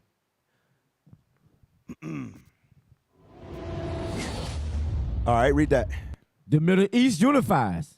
All right, let's play the first video. With a handshake, Iran and Saudi Arabia announced on Friday that the two countries are reestablishing relations. The agreement comes after 7 years of hostility, which had threatened security and stability in the Gulf and helped fuel conflicts from Yemen to Syria. It follows 4 days of previously undisclosed talks in China between top security officials from the two rival Middle East powers. Here's Iran's Secretary of the Supreme National Security Council, Rear Admiral Ali Shamkhani. At the end of the talks, all right, stop. So what do you see? You see Iran and Saudi Arabia. Remember, Saudi Arabia used to be America's #1 supplier for oil, right? Yes, so you sir. see Iran and Saudi Arabia no longer beefing with each other. They're remembering who they are. That's actually their brothers. They're remembering that. Give me the next one. Give me the next video right after with China. Y'all read that. Iran and Saudi Arabia signal the start of a new era. The start of a new era. So y'all got to understand, this is biblical prophecy being unfolded right before our eyes. Go ahead. Go ahead. Come on, IT. When Saudi Arabia and Iran buried the hatchet. Wait. Go back and read the article, the full title again. Iran and Saudi Arabia signal the start of a new era. Read. With China front and center. With China front and center. Notice what I said. Saudi Arabia used to be America's #1 supplier. Right. But now, who's trying to take that? China. Trying to get. China. Yeah, you're right. Yeah, China's trying to take that thing. Give me 2 Ezra 15. Bring it Watch out. this, y'all. Wow. I hope y'all see this, man. You got to see it. Got to be able to see it. All right, 2 Ezra, chapter 15. We're going to deal with the Carmanians real quick, then we're going to jump. Okay, give me verse 29. Watch this. The book of 2 Ezra, chapter 15, verse 29. Go ahead. Where the nations of the dragons of Arabia shall come out with many chariots, and the multitude of them shall be carried as the wind upon earth, that all they which hear them may fear and tremble. Right. As when it says international reactions, the nations are getting scared. Right. Because they understand, wait a second. If Iran joins with Saudi Arabia, next one's going to join with Afghanistan. The next one's going to join with the UAE. The next one, wait. This is not good. Okay, so when the nations hear this thing, they're going to tremble. It's going to be very disheartening. They're going to be very scared. Read on. Also the Carmanians, raging in wrath. Right, also the Carmanians, which are the Iranians. And when we read earlier, that region, Iran, the Medes, that region right there. Go ahead. Shall go forth. Shall go forth. As the wild boars of the wood. Read. And with great power shall they come, and join battle with them, and shall waste a portion of the land of the Assyrians. Right, that's going into Israel today. So when they see this, and they should see this thing, they're going to start to get scared. But I want y'all to see how prophecy is hand in hand, exactly as it is written. Just jump up a few verses. Give me verse 46 again. Verse 46. Come on. And thou, Asia, thou art partaker of the hope of Babylon. Right, Asia, China, they want to be just like America. Right. So they're spearheading this union. Right. And they're using what? You know, Saudi Arabia, we want y'all to supply us. We want to join forces with y'all because we saw how y'all benefited the United States of America. Right. All right, so do me a favor, go to international reactions. Watch this, y'all. Iran, Saudi Arabia agreed to resume ties. World reacts. Go ahead. Iran and Saudi Arabia have agreed to restore diplomatic ties after 7 years of tensions, which threatened the stability and security in the Middle East. After days of talks hosted by China, the two regional powers agreed on Friday to reopen their embassies and missions in the next 2 months. Come on. Below is a roundup of an international reaction to the statement issued by China. All right, read that from China, the restoration. Go ahead. The restoration of ties between Iran and Saudi Arabia is major good news in the current turbulent world and a victory for dialogue and peace. The Chinese Ministry of Foreign Affairs city top diplomat Wang Yi as saying, read. China will continue to play a constructive role in global hotspots and demonstrate its responsibility as a leading nation, Wang said. Is that not Bible prophecy? That's it.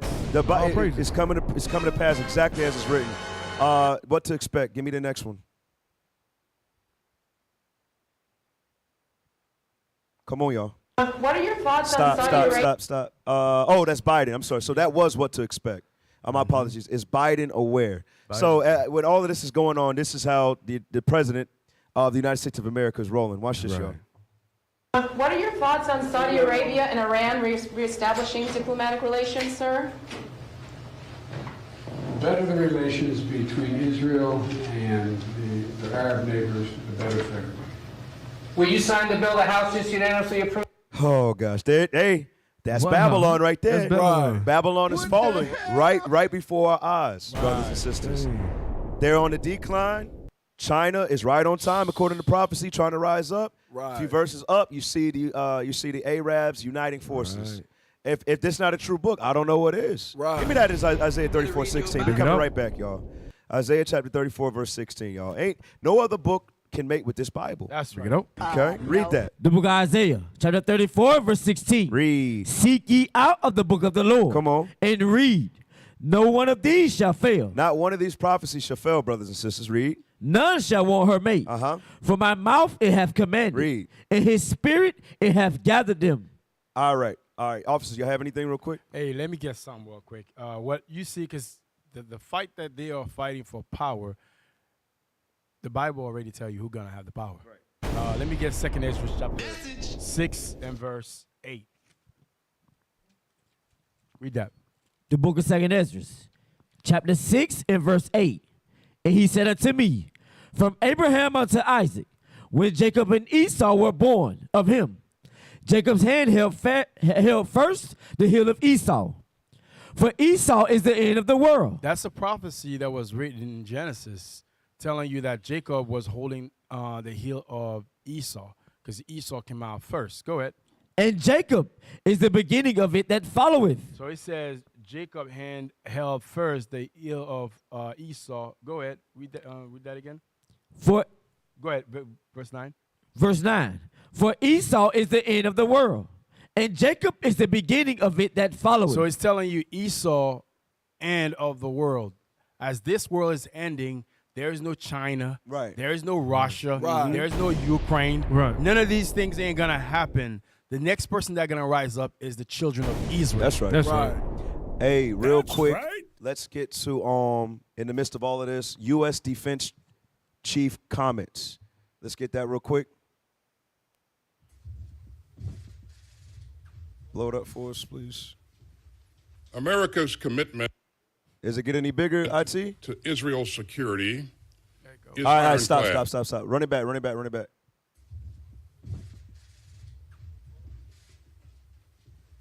America's commitment to Israel's security is ironclad, and it's going to stay that way. Stop. That's according to prophecy. Right. That's according to prophecy. America is in cahoots with the lie because they're brothers. That's just a little brother right there. Right. Okay, they're in cahoots, and they're going to defend it until the death. Right. But that's also going to bring forth America's downfall. Right. Was that Jeremiah, right? Yes, sir. 50 and 45. Bring it out. All right. Read that. The book of Jeremiah, chapter 50 and verse 45.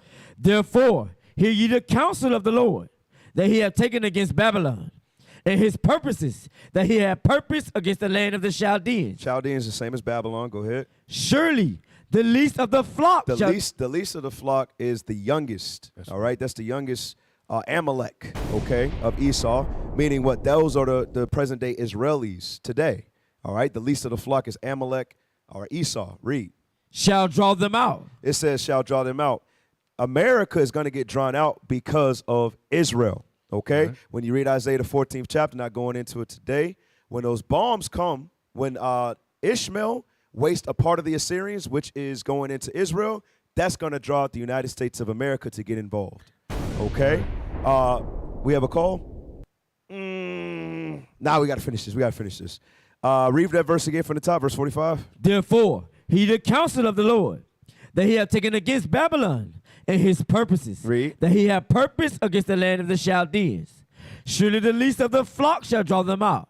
Surely he shall make their habitation desolate with them. Right. They're going to be, America's going to become desolate just like Israel's going to be desolate. Right. Understand that thing. So it's literally, as it is written, that's how it's playing out. Is there another video or article, or are we done? We got one more? Bring it on. Okay. Read that. Is a nuclear deal with Iran possible? All right, play the video. The UN's nuclear agency says Iran has pledged to cooperate with the monitoring of its sites. IT, what's the timestamp on this? After a visit by the head of the agency. Stop. Isn't there a timestamp on this? Yeah, there was. Go to when he begins speaking, please. Play that. Hello and welcome to the program. I'm Mohammed Jamjoum. The head of the UN's nuclear watchdog says Iran has agreed to reinstall... I'm sorry, man. Hey, bro, everybody almost bust out laughing just now. He said, I'm 100%. Hey, go back. My bad. Hey, that threw me off, too. I forgot to do that. All right, play that. Hello and welcome to the program. I'm Mohammed Jamjoum. The head of the UN's nuclear watchdog says Iran has agreed to reinstall monitoring equipment at one of its main nuclear plants. It's a big development since talks to restart cooperation have been stalled since 2021. Rafael Grossi visited All right, stop. Tehran. For the sake of time, so with this whole Iran nuclear deal, that's good news to the other nations, right? They're saying, okay, you could come in and monitor what we're doing to keep tabs on whether they have the capabilities to build a nuclear weapon. If they don't do that, they get sanctioned, meaning what they get, their trades are off, they're not getting funded, things of that nature. So the danger is when Iran starts teaming up with other Arabic nations, is because they don't have to agree to a nuclear deal. They could get funded. If they just come together, they could fund it. You understand? So that's why that nuclear deal business is so serious. So let's go to topic 3, man. I'm trying to touch everything today. All right, so let's go to topic 3. Come on. Let's get it. Evil increases. All right, let's go to the first one. U.S. warns Mexican government. Read that. Lindsey Graham warns Mexican government, we are going to start killing people. You see that thing? So I don't know if y'all remember. I don't know. Yeah, they say it openly. I don't know if y'all remember the thing. I think it was like last week or 2 weeks ago with the cartel had killed some of our people. Right. So hey, you know how Esau is, right? Esau will stage something so they can usher something in, right? Ain't that what we just saw in the topic of the week? So they're saying, okay, if you kill some more of our citizens, we just gonna come start killing y'all. Go ahead. I was saying, now what about when they had them Mexicans at the Issachar at the border and had their kids dying in there from the maltreatment that they was doing to them? Esau's showing you his true colors. He's evil. America is the devil. America's a damn devil. You ain't lying about that thing right there. But no, just showing you. They could set up something. Who knows who set up that cartel hit? Or or even if it was the cartel, we don't know. You understand? But obviously now we see, oh, that's why that took place. Open season on Israelites. Right. You got something? That's you got it from God.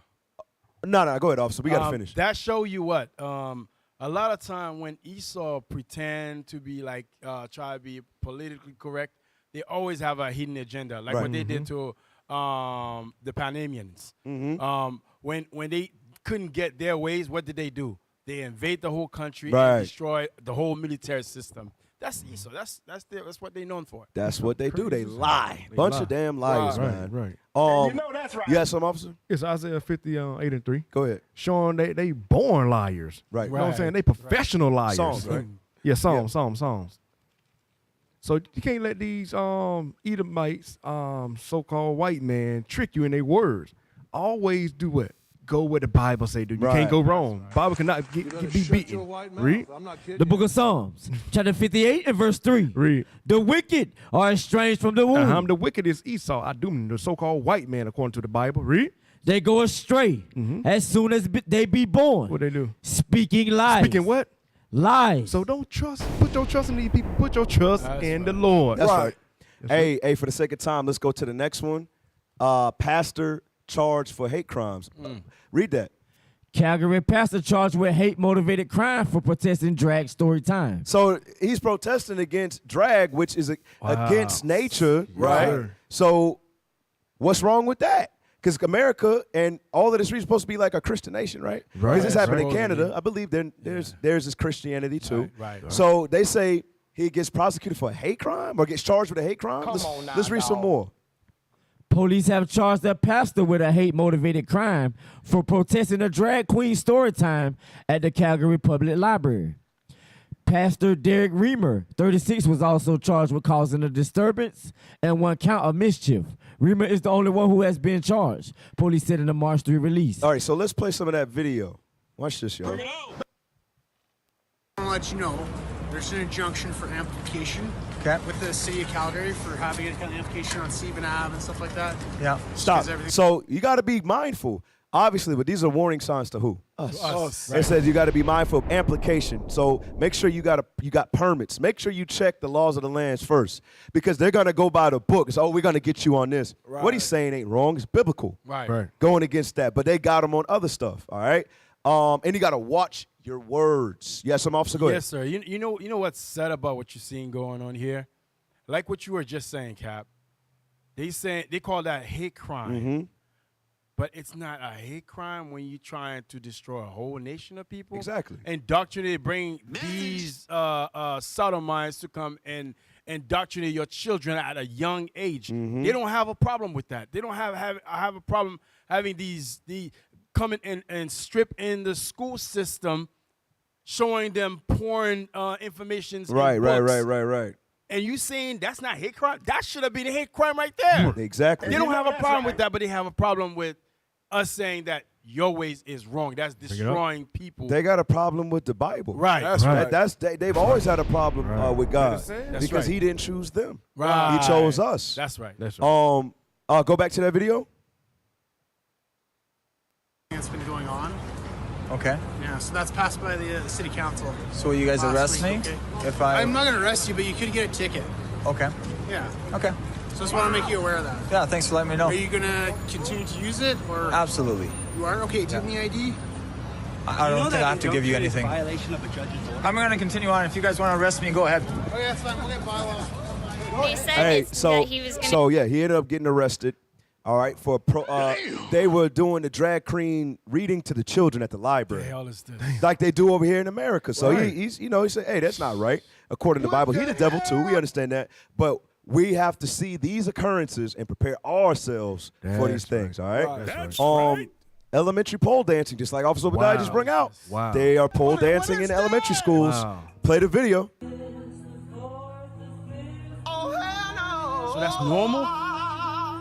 I don't know what that is.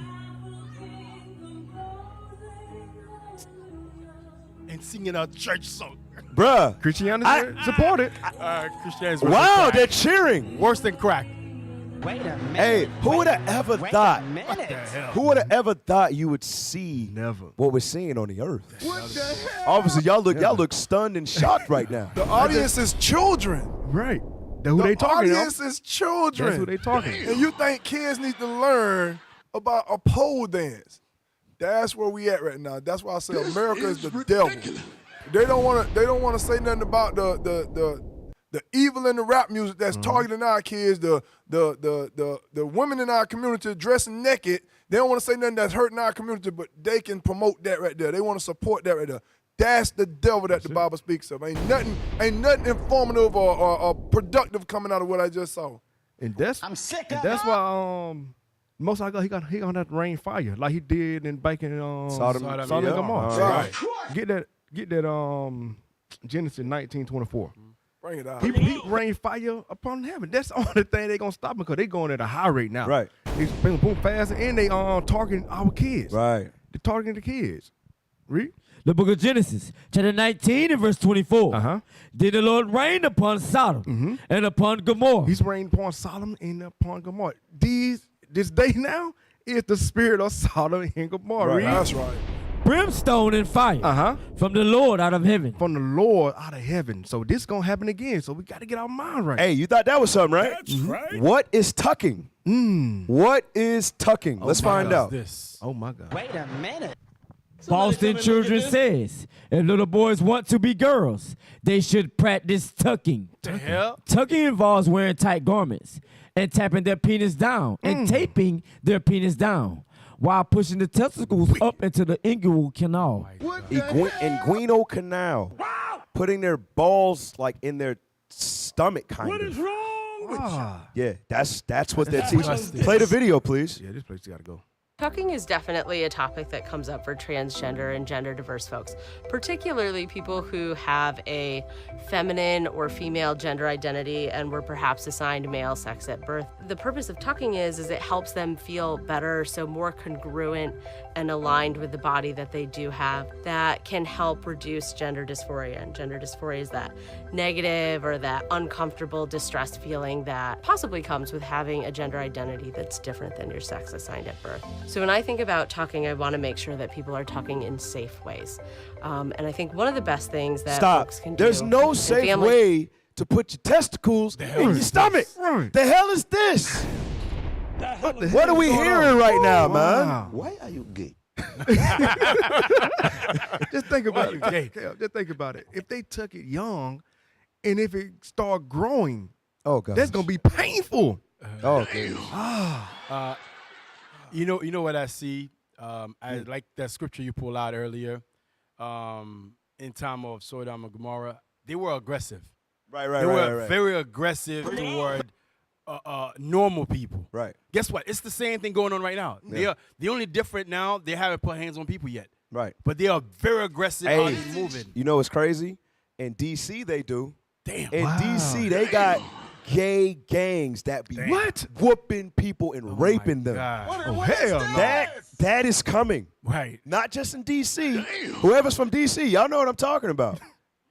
Hey, Damn. laugh if you want. Cock, diesel, faggots, and all of them gay. Walking around whooping people and raping. That's coming to a city near you. I believe that, Cap. You know, because like you were saying earlier, how this place is a representation of all those captivities, right? Right. Now, if America representing Egypt and Sodom, you know that means they're gonna have the top notch on gay people. Hey, no, you on the point. We gotta wrap up. Got 3 minutes. So that's what tucking is. If you did not know, Biden on transgenders' rights. Read that. Biden says efforts to restrict transgender rights close to sinful. Close to sinful. That's what America's pushing. We ain't going to read it for the second time. You read what? Revelation 11 and 8. It says Babylon is Sodom and Egypt. Right. Now they're saying what? The reverse of what God said. Right. They said if you discriminate against transgenders, that's a sin. Right.